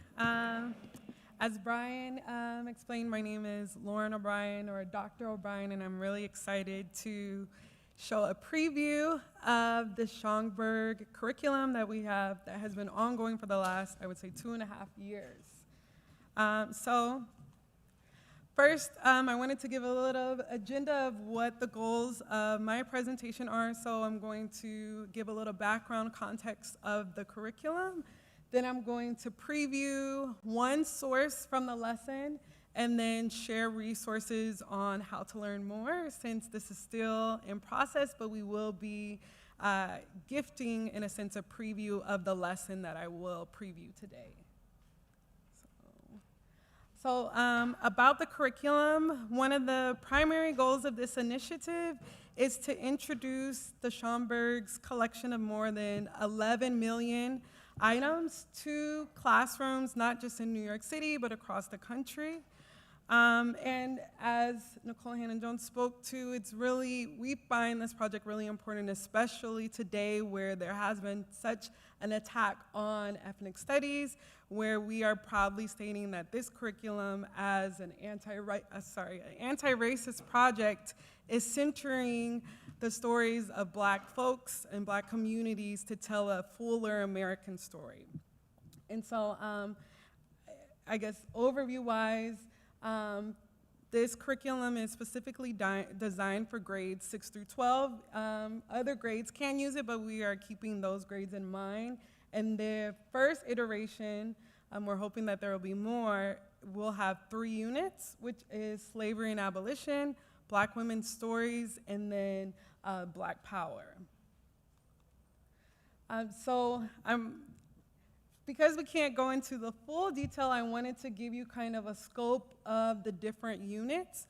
And so as you can see from the different titles, these are the different lessons. There's 3 units. Within each unit, there are 5 different lessons.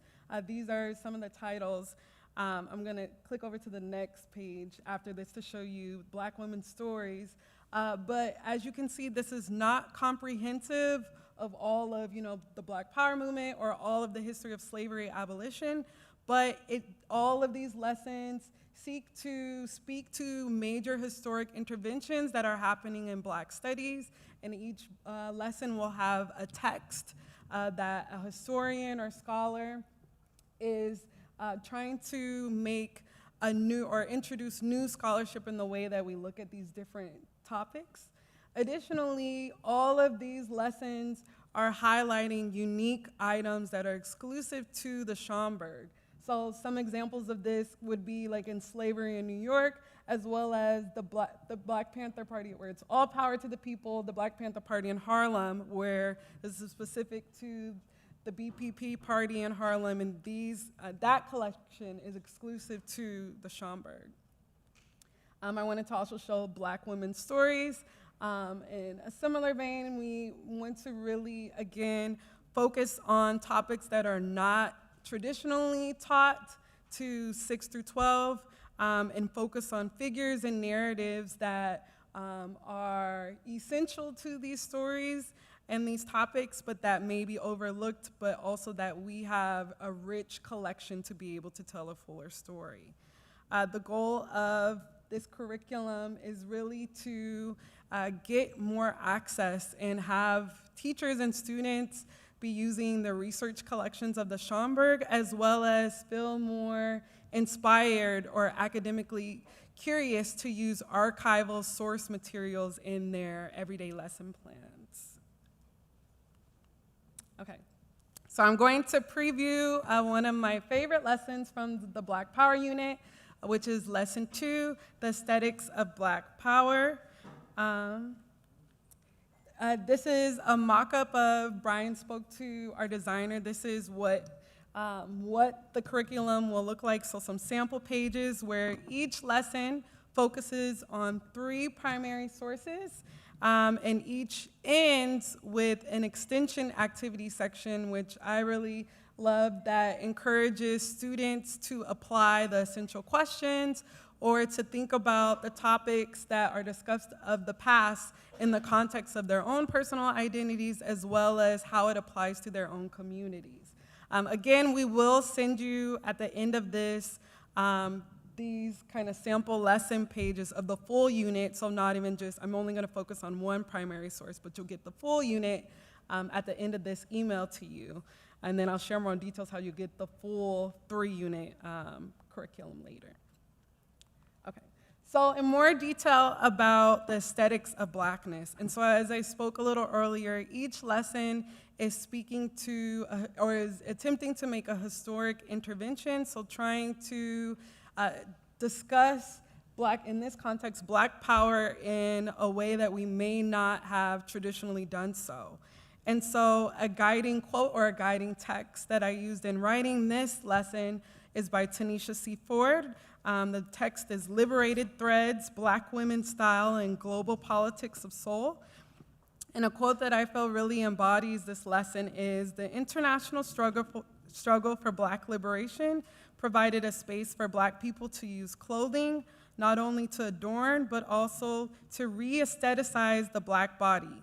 In doing so, Africana people believed they were rebuilding their psyche and healing emotional and physical wounds.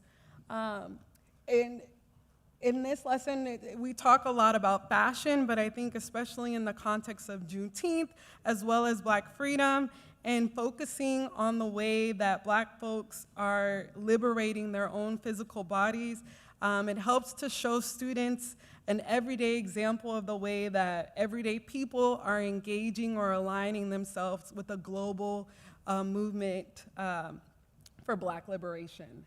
And so Some of these essential questions are, or three of the essential questions for this lesson are, what is beauty and who has the power to define it?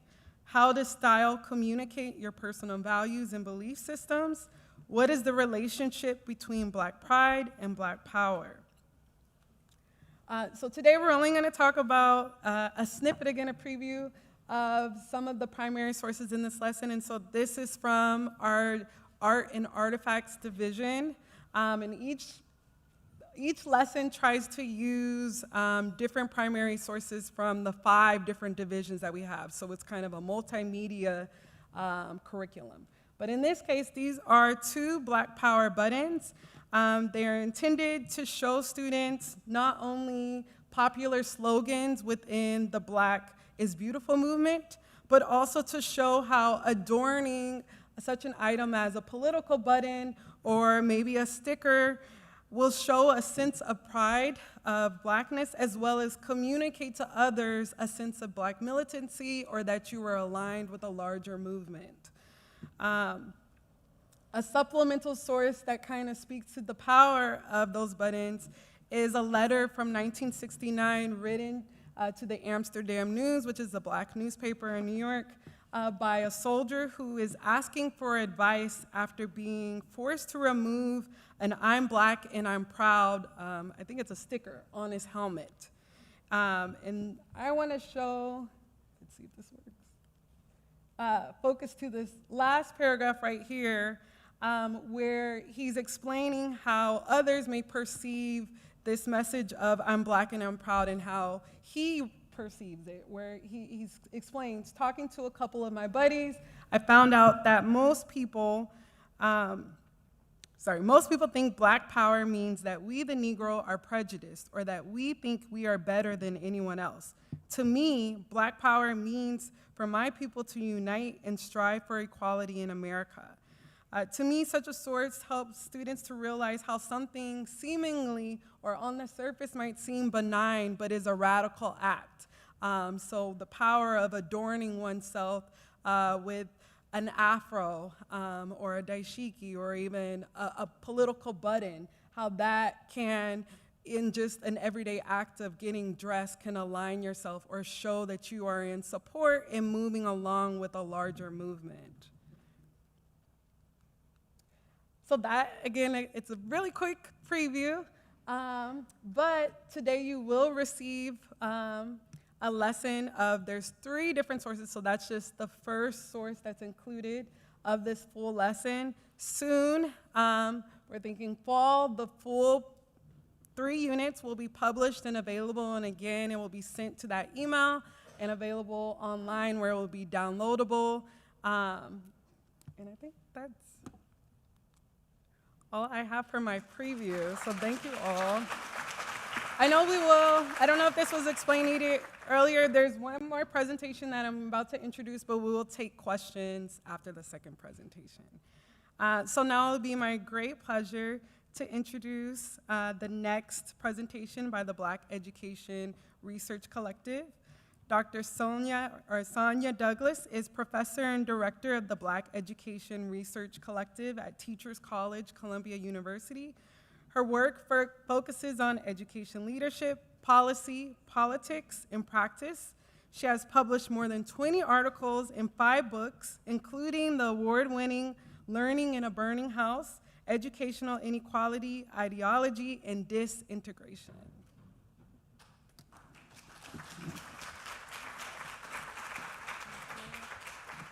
Thank you, Dr. Lauren, and good morning.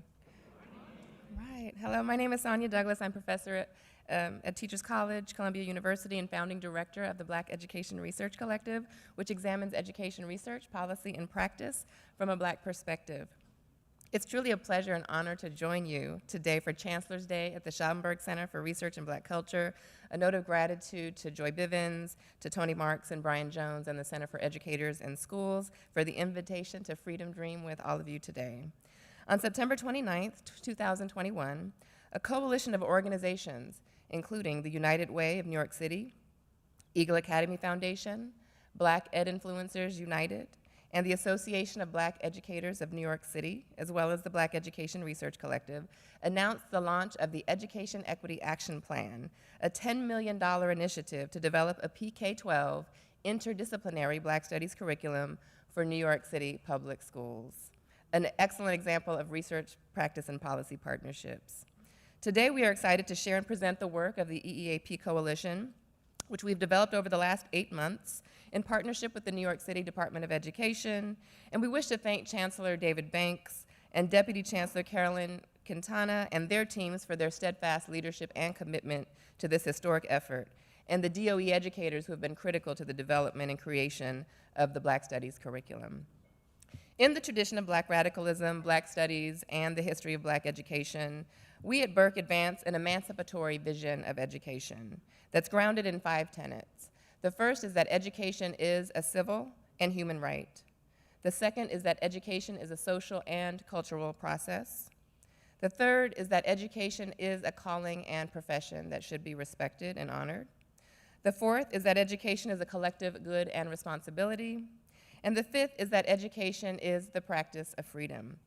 And so these tenets and principles really animate the development of the curriculum. And in the spirit of emancipatory education, learning and leading for liberation, and the acknowledgement that Black studies is in fact the study of the world, Burke is delighted to present a preview of the PK-12 Black Studies curriculum today. And so our goals for today's workshop include 1, providing background and overview of what we affectionately refer to as the BSC, to present the BSC at a glance, to give you a sense of the topics and the content that's being covered in the curriculum. And we'll conclude with a lesson walkthrough of a 2nd grade lesson entitled Innovators and Activists in the Black Community. We'll first begin with a brief video that begins to answer 3 very important questions that have guided our work, and those are why Black Studies, why New York City, and why now? And as many have already responded, why not New York City, right? After the video, the next voice you will hear is Professor Linda C. Tillman, who serves as the chair of the advisory board for the Black Education Research Collective, who will provide an overview of the curriculum development process and content, followed by a walkthrough of the lesson on Arturo Schomburg by Ms. Alexandria Lowe. Thank you.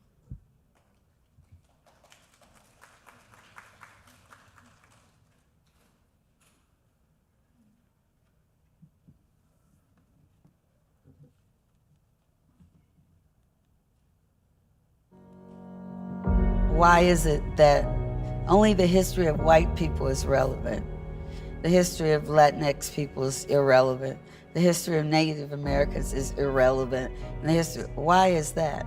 There are people of color who have made contributions in the arts, in the sciences, who aren't reflected in a traditional textbook.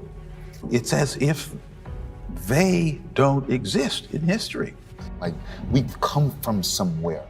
We were brought to some place. How did we transform from being African to being African American? Well, if you want to understand the African American population, you got to understand what it meant to be African.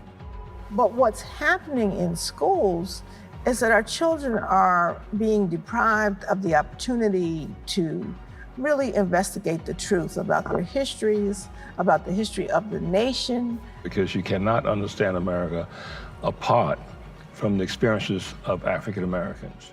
Black Studies is really important because in many ways it's the study of the world. And in this curriculum, we're really going to begin with the beginning, and that is the origins of civilization on the continent of Africa, to also include the knowledge systems, the ways of being, of knowing, that are really central to the Black experience. In some ways serve as a corrective to existing curriculum in the United States, which really has in many ways overlooked or even maybe misrepresented those experiences and histories. This project is full of like who's who. The people who are involved are the rock stars in the field. Bringing all of those intergenerational perspectives and knowledge has allowed us to create what even Kofi Lamote has said has been one of the best curriculum that he's laid eyes on, even over the course of his lengthy career. So we are excited not only about what this will mean for learners in New York City, but also throughout the country. There's been a lot of interest nationally in Black studies and ethnic studies, and in the midst of these conversations and debates around what should be taught in schools, this is really an exciting time to be developing this type of curriculum and being a part of that conversation. I'm ready. Okay, thank you, my love.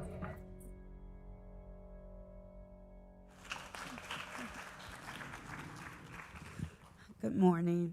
My name is Linda Tillman, Chair of the Burke Advisory Committee. Nice to see all of you here this morning. We have been working on this for a while now. The project that we were assigned was a pre-K-12 interdisciplinary Black Studies curriculum.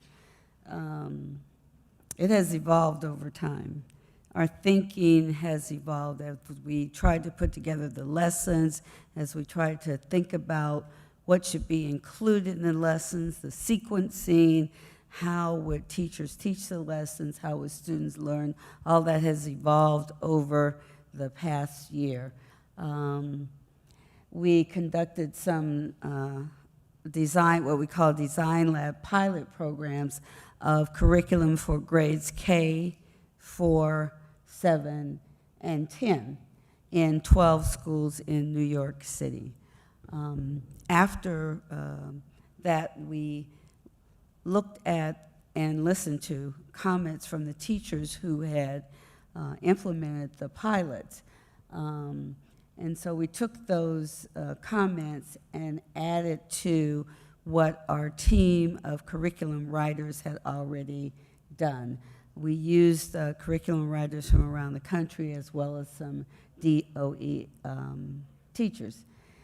The curriculum itself for grades pre-K through 12 covers a wide range of topics. Obviously, not every topic yet. So this, as we say, this is evolving. And so by next year, we hope to add quite a few more topics. Each one of the grades will have from 5 to 10 lessons that teachers can cover. So in covering those, we're not able at this point to cover everything in the universe, but we want to go back to that next year. What you see here is the Black Studies curriculum at a glance. Each grade, the cultures in the classroom, the Black American history, the environment in me, those kinds of things. So you can look across each of the grades to see what will be covered for each of the lessons. Again, each lesson at this point will have between 5 and 10 lessons. And so you'll have a link to this, but you can see as you look across the grades how the lessons are sequenced, how they make sense to move from one spot to the next spot. Now, teachers will have some freedom to integrate other parts in there as they wish. And so next we're going to have Alexandra Lowe is going to talk to us about a grade 2 lesson 4, Black communities.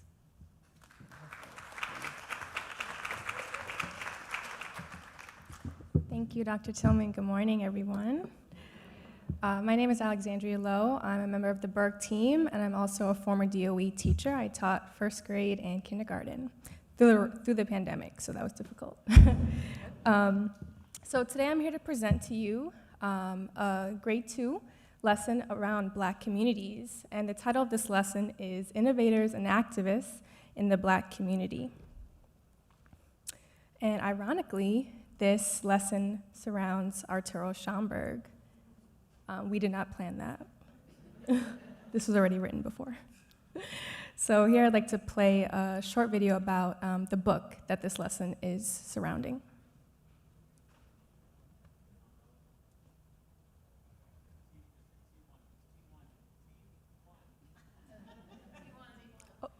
Oh, okay.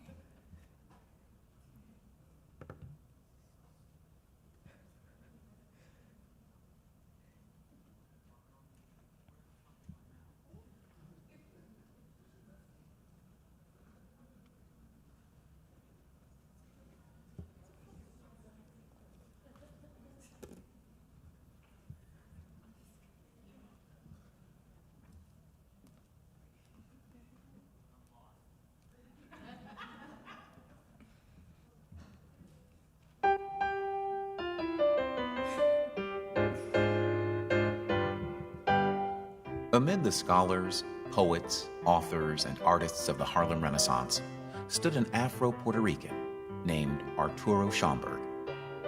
This law clerk's life's passion was to collect books, letters, music, and art from Africa and the African diaspora, and to bring to light the achievements of people of African descent throughout the ages.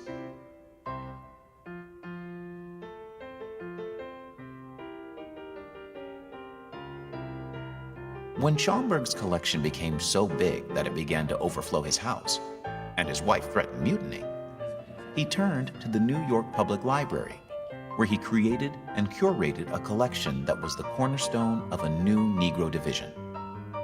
A century later, his groundbreaking collection, known as the Schomburg Center for Research in Black Culture, has become a beacon to scholars all over the world. Dreamscape presents Schaumburg, the man who built a library.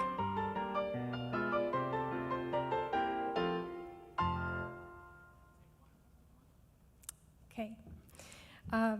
So this is where our lesson would begin. Teachers would spend a bit of time reviewing what students learned previously in the series of lessons, as I mentioned earlier, the Black community. The lessons previously touched upon different aspects of business ownership and how businesses can create positive or negative impacts on a community. For this lesson, they will discuss the people in a Black community who have made a positive impact. Teachers would, of course, introduce the essential question and lesson objectives. In this lesson, we're working to answer the question, how can people impact changes in their communities? By the end of the lesson, students will be able to learn how people can create change in their communities and that these changes can have both positive and negative outcomes, and they will be able to identify negative impacts in their community that need activism to enact positive change.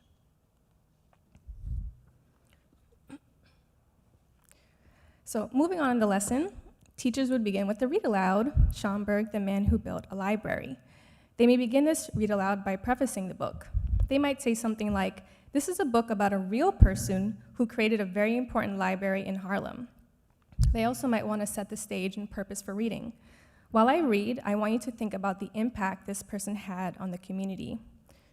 The images display a virtual read-aloud on YouTube from the New York Public Library that can be shown if teachers don't have the book on hand. Following the read-aloud of this really important book, students will engage in a discussion around these two questions you see on your screen.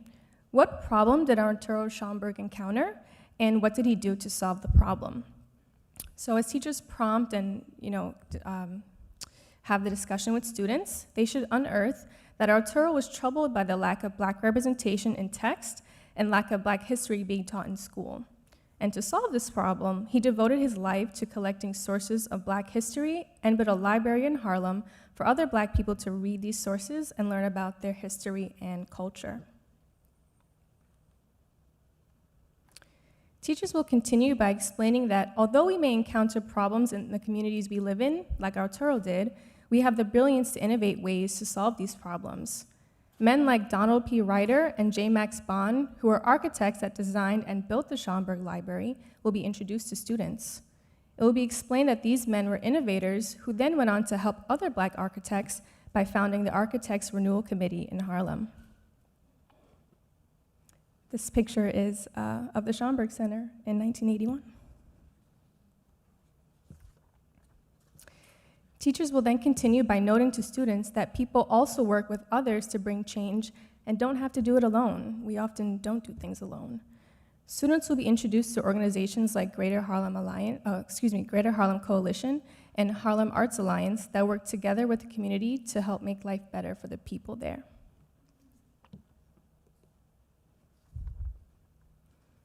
Finally, students will be introduced to their activity. They will use this graphic organizer that you see on your left to brainstorm a social issue that they would like to see change in their own community. They will think about why this change is important to them and how they think they can be innovative to make that change a reality. For accommodation purposes, teachers can provide a list, of possible social issues for students who are having trouble generating ideas, or if students are having trouble with relating to a social problem from the list, perhaps they can think of a social problem in their school community with help of their classmates and teachers. After completing the sheet, students may have a turn and talk discussion or respond in a whole group setting. And I would actually like to invite you all to participate in this activity right now. So if you'd like to just answer the first question on your own, what are some issues in your community that you would like to see solved? And then have a turn and talk with your neighbor. Teacher style. So, 2 minutes.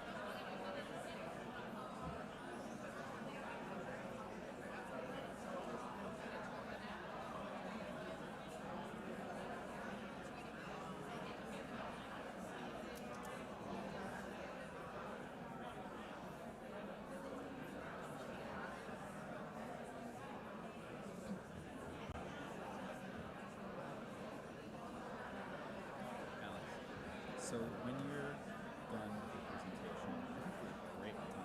So you can take your time. When you're done, I think I'll pop up and just call on you. I'll ask people to go to the microphones to do questions, and then you all can pop up here to the podium to answer. Or you can go to the mics.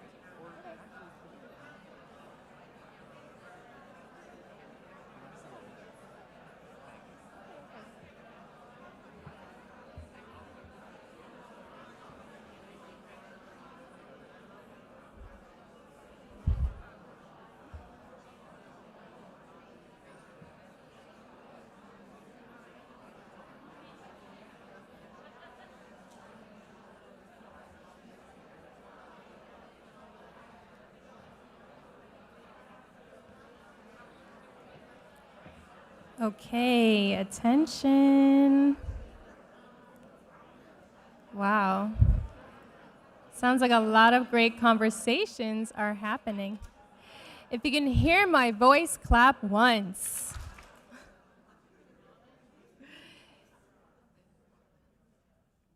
Thank you.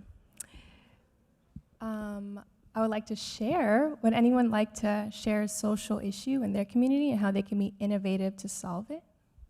Oh, a hand right away, right here.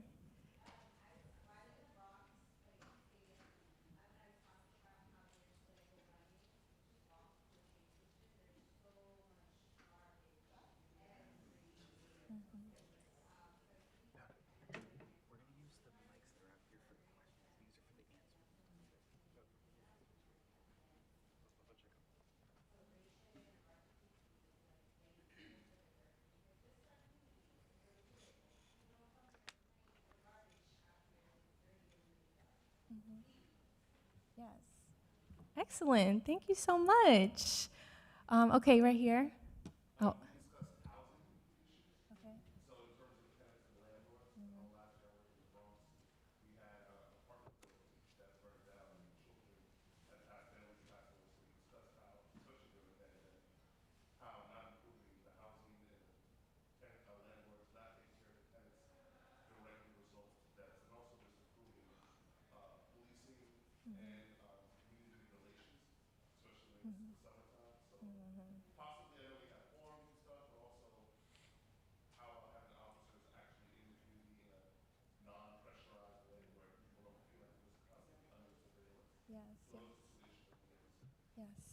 for the live stream audience, can you ask people to go to the mic or you restate it? Oh, here? sure. Okay. Yeah, so just moving forward, we'll have, if you don't mind going to the mic, just for our audience online. I think I saw a hand. Okay, I want to diversify where I pick from. Right here in the very back. Yes, right near the mic.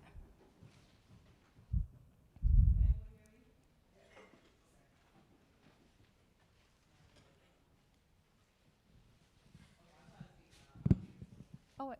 All right, so one of the biggest issues that I've noticed, I teach in Brownsville, and they built a smoke shop right next to the school. And I've just noticed that if the schools are saying that they're part of the community and they're for the community, why would we allow that? So when we have this built literally next door to our school, they build it with like using certain colors that are very appealing to middle school students. Why is that?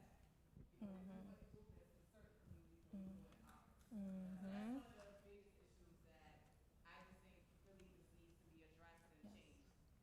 Yes. Thank you so much. Yes.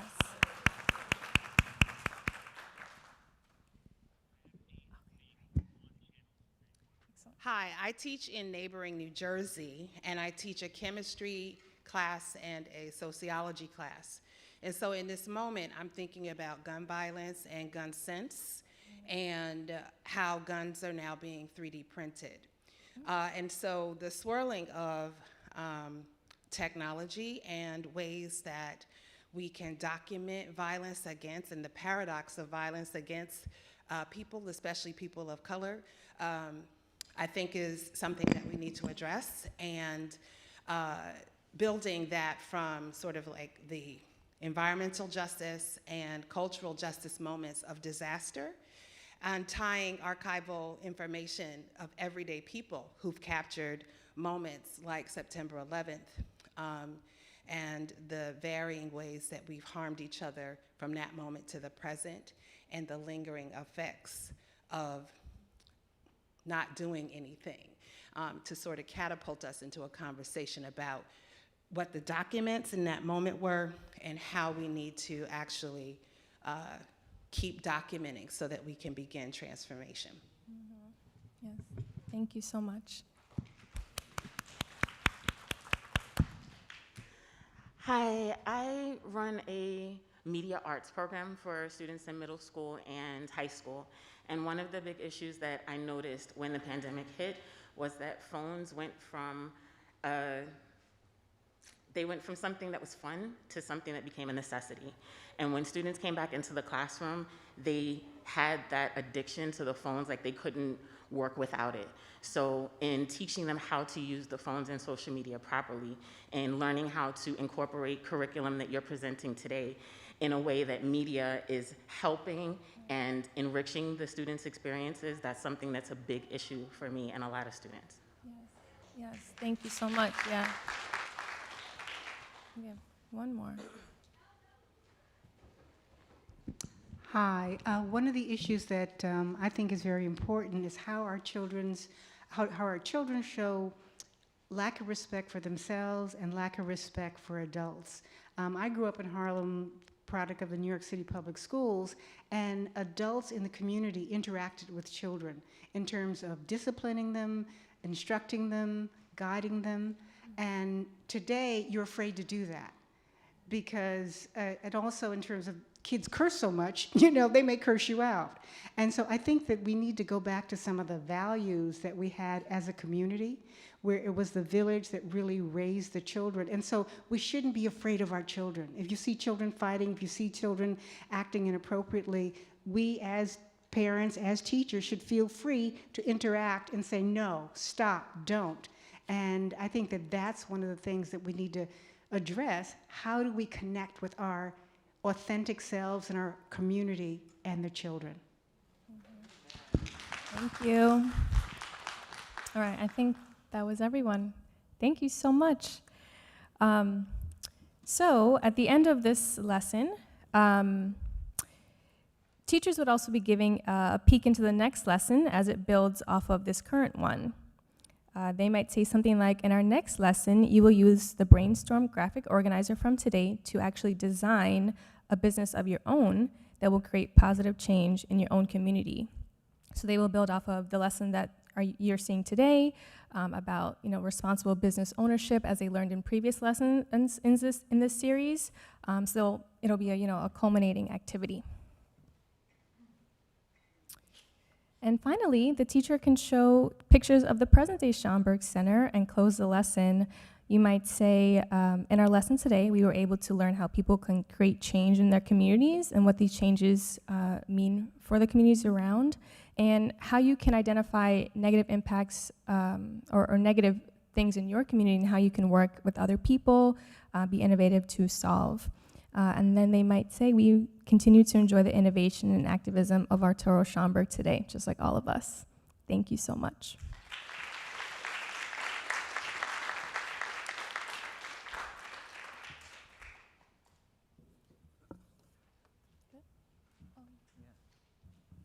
Oh, actually, let me get those. Take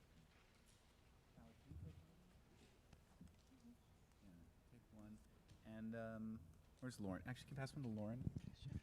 So we have, to keep the live stream audience in the loop, I'm going to ask the Black Education Research Collective to have a mic and Lauren O'Brien to have a mic to now deal with some of your questions. You could do it from your seat if you like, or you can come up here, whatever you want, but just giving you the mic for ease. To answer your questions and just have a conversation about these curriculum projects. So both of them gave you a kind of overview, and they showed you one lesson, like a kind of exemplar, an example. But maybe you have questions about other parts of it, or about the rollout, or anything that you want to ask about both of these curriculum projects. Now is the time, and we have a good chunk of time before we go to our next break. So why don't we, can you actually line up at the microphones if you have a question, and that way we can hear you loud and clear, and we'll just alternate between the microphones. Well, I'll give you the mic so you can be at your seat, but you can also be up here. Why don't you sit and talk from there? Yeah. Thank you. Yeah. Let's start over here if we're ready. Thank you. Can we get that mic?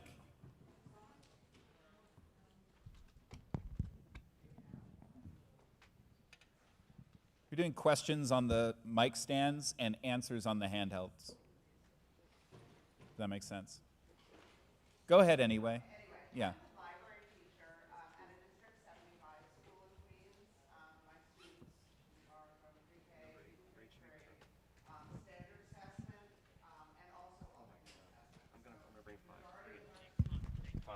I'm taking 5.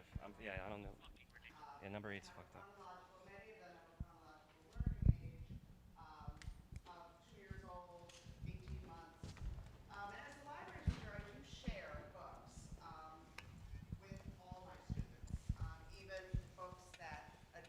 Issues that they're not able to intellectually grasp, but they are able to take something from the book.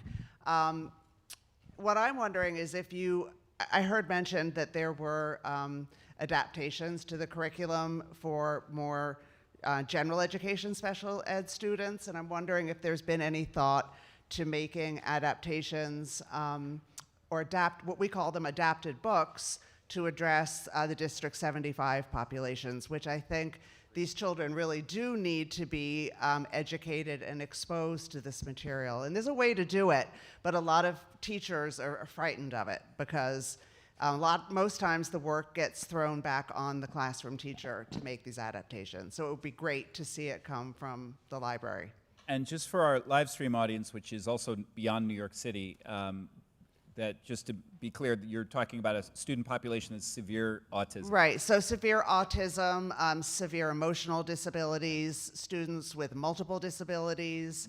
So it's students who have, in general, across the board, a lower IQ, but then very specific learning needs, but who still should be given the opportunity to be exposed to these materials. Absolutely. Anybody want to chime in? Can you hear me? Sure. So in the case of the PK-12 curriculum, it's certainly something that we plan to really address, hopefully in year 2, as we continue to build it out and think about providing additional supports and scaffolding to make sure that we are that all children have access to the curriculum. And so again, this year was really curating and creating the curriculum, pulling all the pieces together, really figuring out what we wanted to include in it. And this will continue to be revised and developed over time. And again, really making sure that all students have an opportunity to engage with the curriculum. And we'll be calling on many of you to be a part of that process. Good morning. Oh, that's loud. Good morning. Hi. I really love seeing this curriculum, and I particularly like seeing the pre-K portion at the top. And my question is, I'm a parent of a 3-year-old. She's going to pre-K. And my question is, what advice or suggestions would you give to the educators of this curriculum in helping parents and families supplement or kind of field questions after they have this curriculum when they come home? You want to take them? Okay, I can start. Even though ours is not geared towards pre-K as part of the library, one thing that we include in all of our lessons are like a list of texts that are available either online through ebooks as well as videos.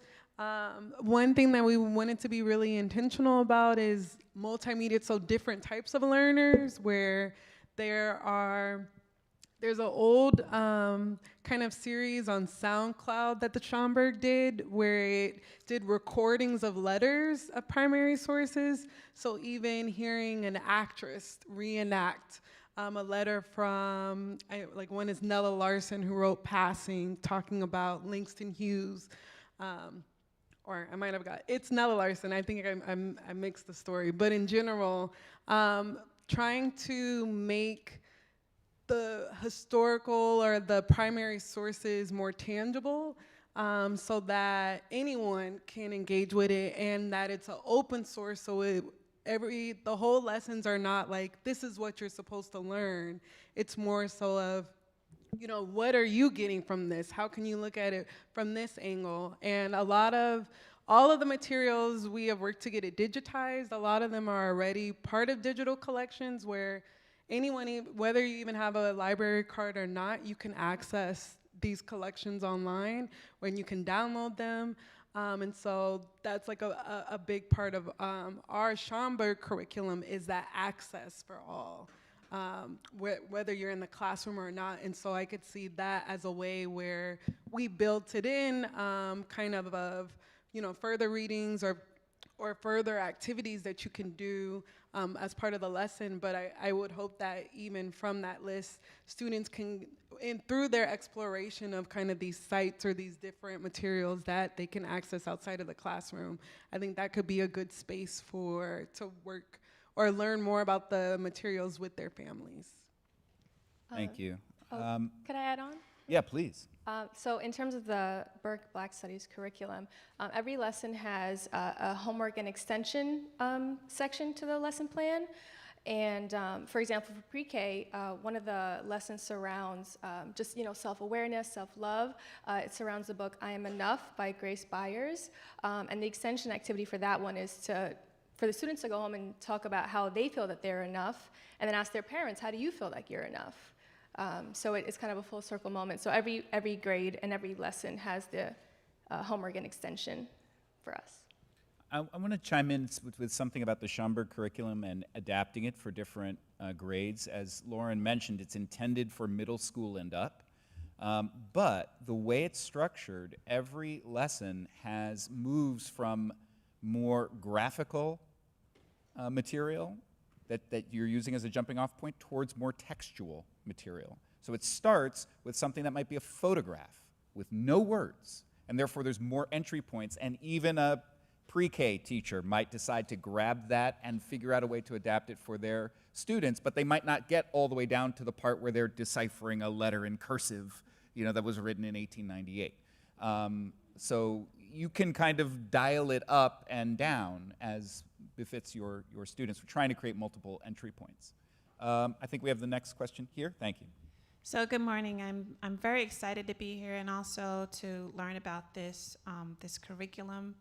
I would love to see it implemented in the New York City schools where I'm a teacher. My question is more or less on implementation and rolling out this program. of course, I would love to see the schools implement it, but what would you say to people who's teachers who say, well, where do I fit this curriculum into all the things that we have to do of the day? Where does it fit in, and how can it become central in our school system, the place where it belongs? Thank you.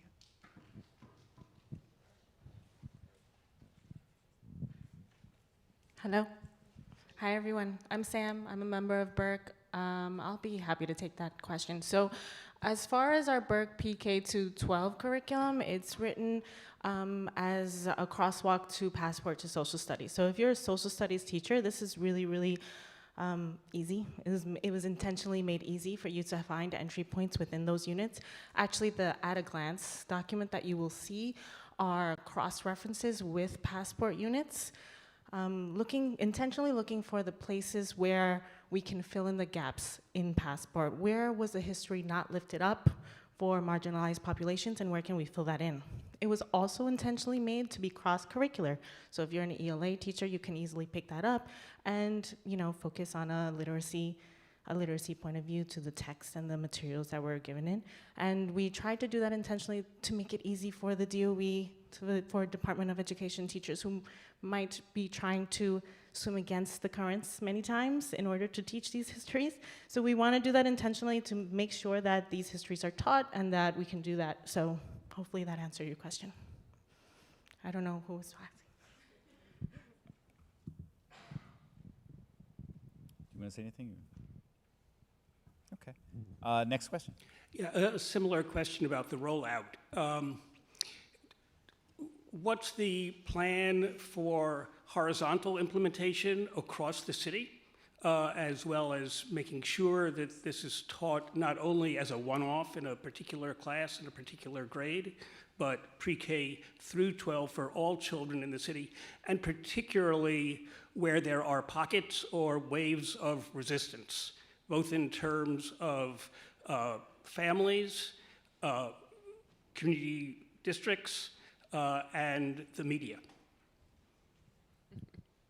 Well, let me talk about, there's a follow-up grant that the Schaumburg recently received, also from the Institute of Museum and Library Services, to hire an educator professional developer, basically to work here to make the curriculum available. The Schaumburg's, the aspirations of it are of course to get it out globally anywhere. It's not as comprehensive a curriculum product. It's meant to be more something that's supplemental and interventions and ways to deepen teaching that's already going on. But I'm thrilled to announce that very soon you're going to see a job posting. That's going to be a pretty cool job. Actually getting that curriculum out into as many schools as possible. So that will be from the Schomburg Center. That will be its way of trying to get it out. And of course, the center that I'm leading will also support that effort. Absolutely. You raise a lot of important questions, and I think they also illustrate the complexity of developing a curriculum like this. There is the curriculum, there's the professional development guide that we're also preparing, but there's also the political landscape, the challenges around systems level change in terms of how you actually then begin to create these entry points and ensure that what we're developing is taken up, is supported, and sustainable. And so we are really hoping to get funding for year 2 and to be able to continue this work. The curriculum is actually really just a sliver of the larger EEAP project. It includes stakeholder engagement, research and evaluation, project administration, and making sure, again, that all of those pieces are working together so that what we're doing, can really be concretized and be a part of the New York City DOE curriculum and just the way that education can be transformed. So we just really need the support of everyone in this space, all of your colleagues, your parent, family, and community networks. We did get results from an opinion poll that showed overwhelming support in New York City by Black voters in particular for the curriculum. And so it's that type of momentum and education around critical race theory, for example, what Nikole Hannah-Jones kind of referenced in terms of really clarifying and explaining what CRT is, what it isn't, what Black Studies is, and how it will benefit all of the children in New York City and throughout the country. Thank you. Hi. Ooh, sorry. I guess my question kind of piggybacks off the last question and in thinking about intentionality and what Nicole mentioned about what, you know, the population of the teaching force is. And there's a difference between curriculum existing and implementing versus like having training on how to implement that curriculum and make it possible and do it well. So I guess my question is around what are the thoughts in creating those opportunities for teachers to really be prepared to implement this, to know what they're doing, to understand it? Sure. Well, at Teachers College, you know, that's what we do, and so we are excited and eager to be able to partner with the DOE to provide professional learning. Again, we're all learning as part of this process, as was mentioned, and we know that that's going to take a lot of time and intentionality, as you mentioned. So I'll invite Sam, who's really helping us with our PD process, to talk a little bit more about how we're engaging in professional learning approaches. Hello again. Yes, so we know that I'm a DOE teacher as well, so I know that books get dumped on us and we're like, go teach it and do your best and then be evaluated on it, I know. And we don't want that to happen, especially for a project that we're so passionate about at Burke, and also everybody here. We can tell, we can feel the passion that you have in what we're talking about and are excited about it. So we hope to launch the curriculum with a really comprehensive PD guide that's ongoing and inclusive of all aspects of your day. So we're not talking about just a PD, like one session, and then we're gonna close the door and we're never gonna talk about it again, and you still feel kind of like you're going through this by yourself. But we're talking about a PD guide that includes coaching, that includes lab classrooms as places for you to learn from others and with students. And that's, you know, listening to the reading ambassadors today, I was like, we need to get them on the curriculum team, we need to get them on the PD team, because we need young people to teach us as much as we need each other to teach us. And as far as like, how do we do this and how can we do this and what does it look like, I really strongly believe that teachers, us, like we have the power, like the weight is on us. And that sounds like really terrible, but also wonderful. Like, I think that the change begins in spaces like this one when we're talking about like really radical change in the systems and talking like nitty gritty, like, but what does it look like every day? And what does the training look like so we can do this right? And how can we make sure that it gets better and better so that we are thinking about our District 75 students? So thank you for those questions because we need them. Yeah, I just want to chime in to say it is possible, of course, to take any curriculum and do it badly, and to even do harm, you know. So we recognize that, and that's the difficulty of trying to build something without knowing your students. You know your students. So what we're trying to create at the Schomburg Center and the New York Public Library are spaces for teachers to be learners, where a teacher can ask a dumb question or not know what they're doing and get some guidance from people who know better and see farther and have more experience. I think there's actually a wealth in this community of people who have some experience in Black studies, and so I hope we can draw on that. And so it's exciting to know that Burke has the resources to try to provide and lead professional development more broadly. That's amazing. That's really important. The library, I hope, will be another space where people can engage in that. But I mean, you're right. It's a huge challenge to make sure it's done well. It's not guaranteed. That's true. I'm sorry. You got to ask it at the mic. I'm sorry. So let's go to this mic while you're getting there. Go ahead. Hi, thank you. I think my question really just springboards from what was just discussed, that word intentionality. Like right now, I'm at the mic and my heart is pounding. And so there's a lot about the body and that there's so much grief and shame that can come up. I'm an English teacher and I'm bawling as I'm reading Beloved. I've been trying to read Bury My Heart at Wounded Knee and I'm still stuck at chapter 3. So much comes up and I'm crying. Yeah. And when the DOE did their, during COVID, I think, or maybe just before, maybe it was during COVID, they rolled out trauma responsive education through a PD that we all had to do online. And it was just kind of the DOE doing their bureaucratic, we have to do this thing. And it was such a disservice to what trauma is. And I don't know if people are reading The Body Keeps a Score, but that is just, it's so essential, and I know I'm just so glad Teachers College is a part of this, and that there's going to be PD and that kids are a part of that. The student who mentioned the word gruesome, and then Ms. Jones said truth is painful. There's a lot of pain with this. There's a lot of pain in families and the loss of family.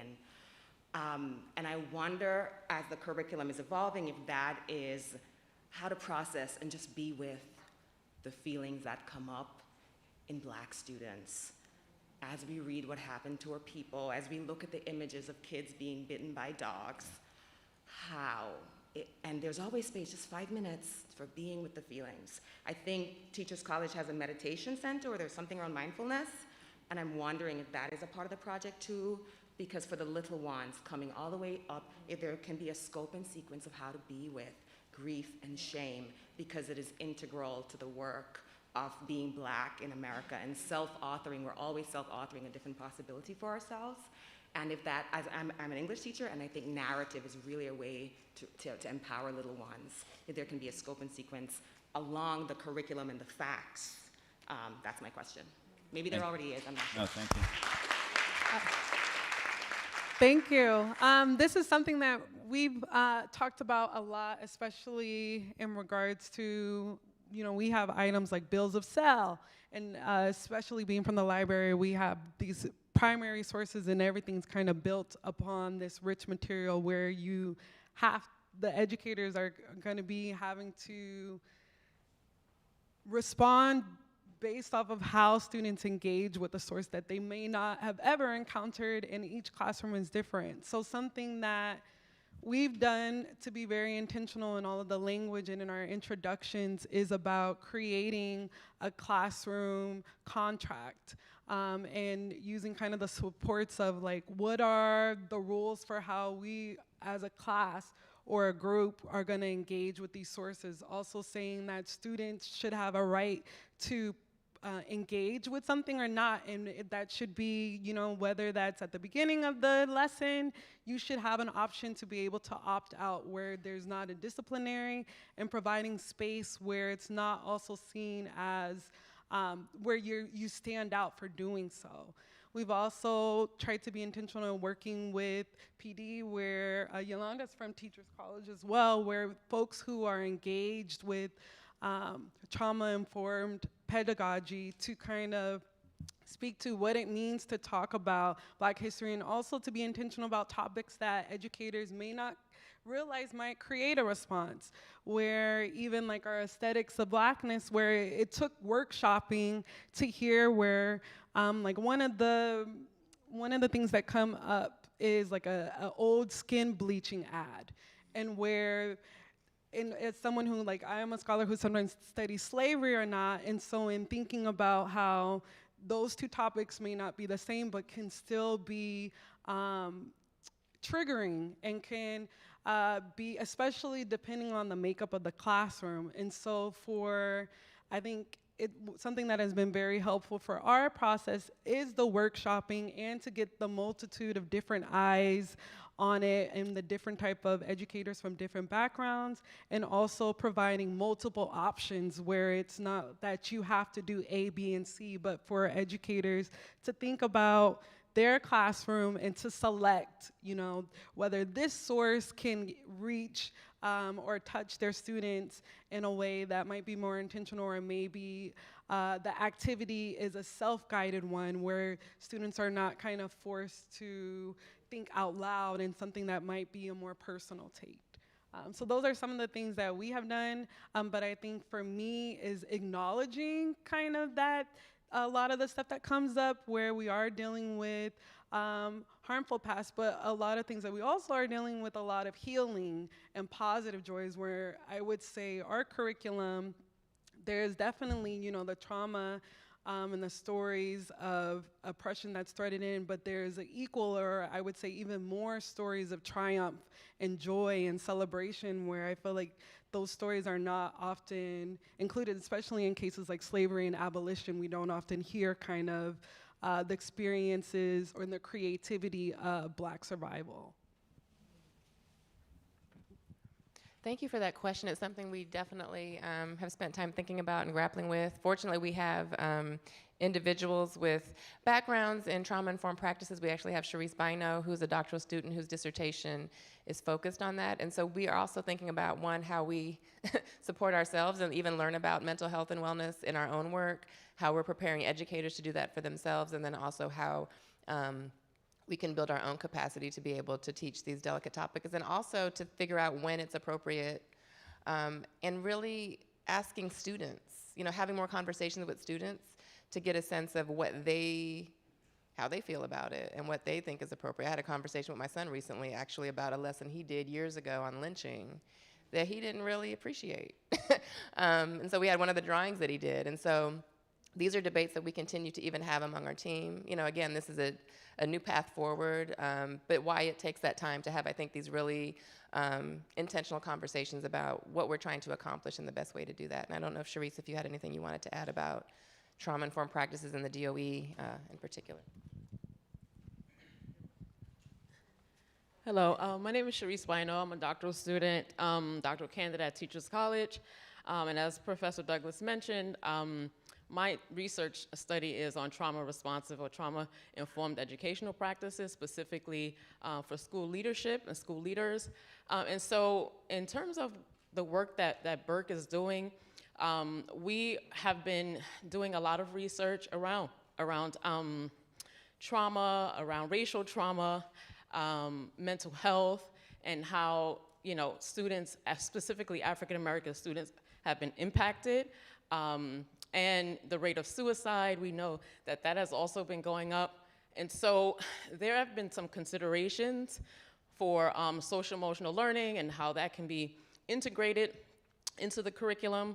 Some of the things that we have been thinking about is like bridging research to practice. So there's been a lot of research on things that school teachers can do, things that principals can do. And so there's a lot of things that are in the working. And so as it's been mentioned, that we are definitely relying on teachers, school principals, administrators, students, and families to really share their experiences and to just let us know what it is that you need. I recognize that the DOE, in their efforts to address trauma and in their efforts to address just how so many students have been impacted by COVID, they did roll out trauma-responsive educational practices and the Bridge to School plan, which came out, I believe, in 2021 to 2022.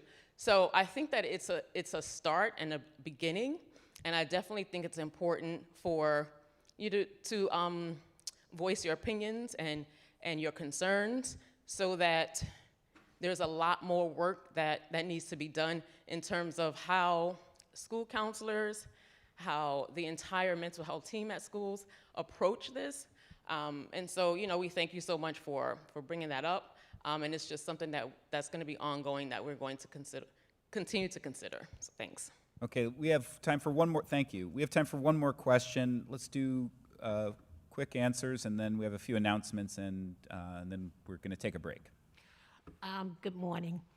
I teach at, excuse me, I teach at a small private school, and we're all about infusing the Black perspective across the curriculum.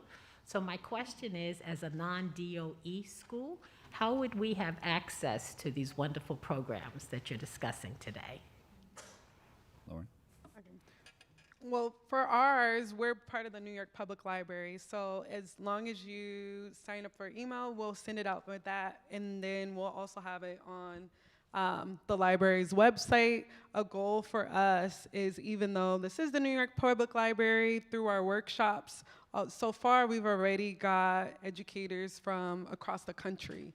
And so, especially knowing that we can digitize some of the materials, for us, that's one of the greatest benefits of being able to spread access. The one thing, some of the lessons are more geared towards a New York lens because of the collection being in Harlem, as well as when we do have the PD staff member come on, they're gonna go into schools, only New York schools.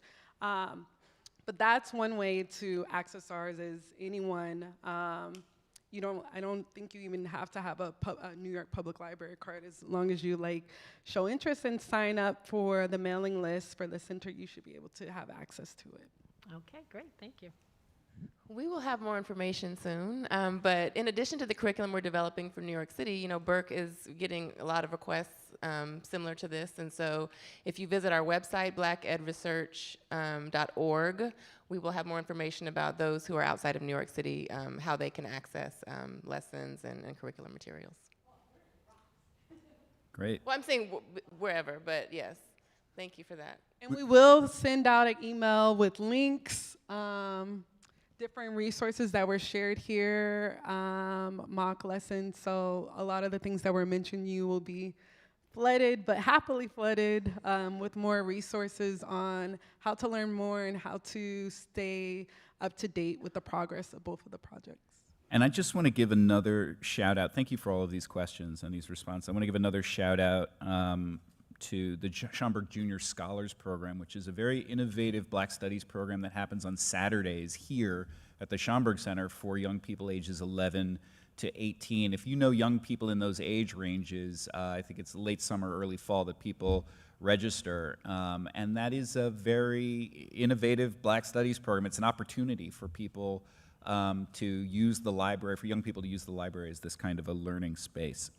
And in addition to that, of course, the Schaumburg Literary Festival is coming up. All of that kind of information you can find at schaumburgcenter.org. The Center for Educators in Schools website, which you'll have if you don't already, is nypl.org/CES. And you can always write to us at educators@nypl.org. I want to thank everybody here. I want to thank the Black Education Research Collective, Lauren O'Brien and Nicole Daniels for building the Schaumburg Curriculum. Let you know that the Schaumburg shop is open, so for the audience here in person, they will be open throughout the day. You can check them out in your lunch break. It's right near where you signed in at the registration table. That's where the shop is, and it is now open. And the courtyard is open. So if anybody in a red shirt can guide you to the courtyard if you want to eat your lunch in the open air. For our live stream audience, thank you for joining us. We have a little outro video for you to see that will explain to you how to follow up and stay in touch with us. For everyone else, enjoy your lunch break.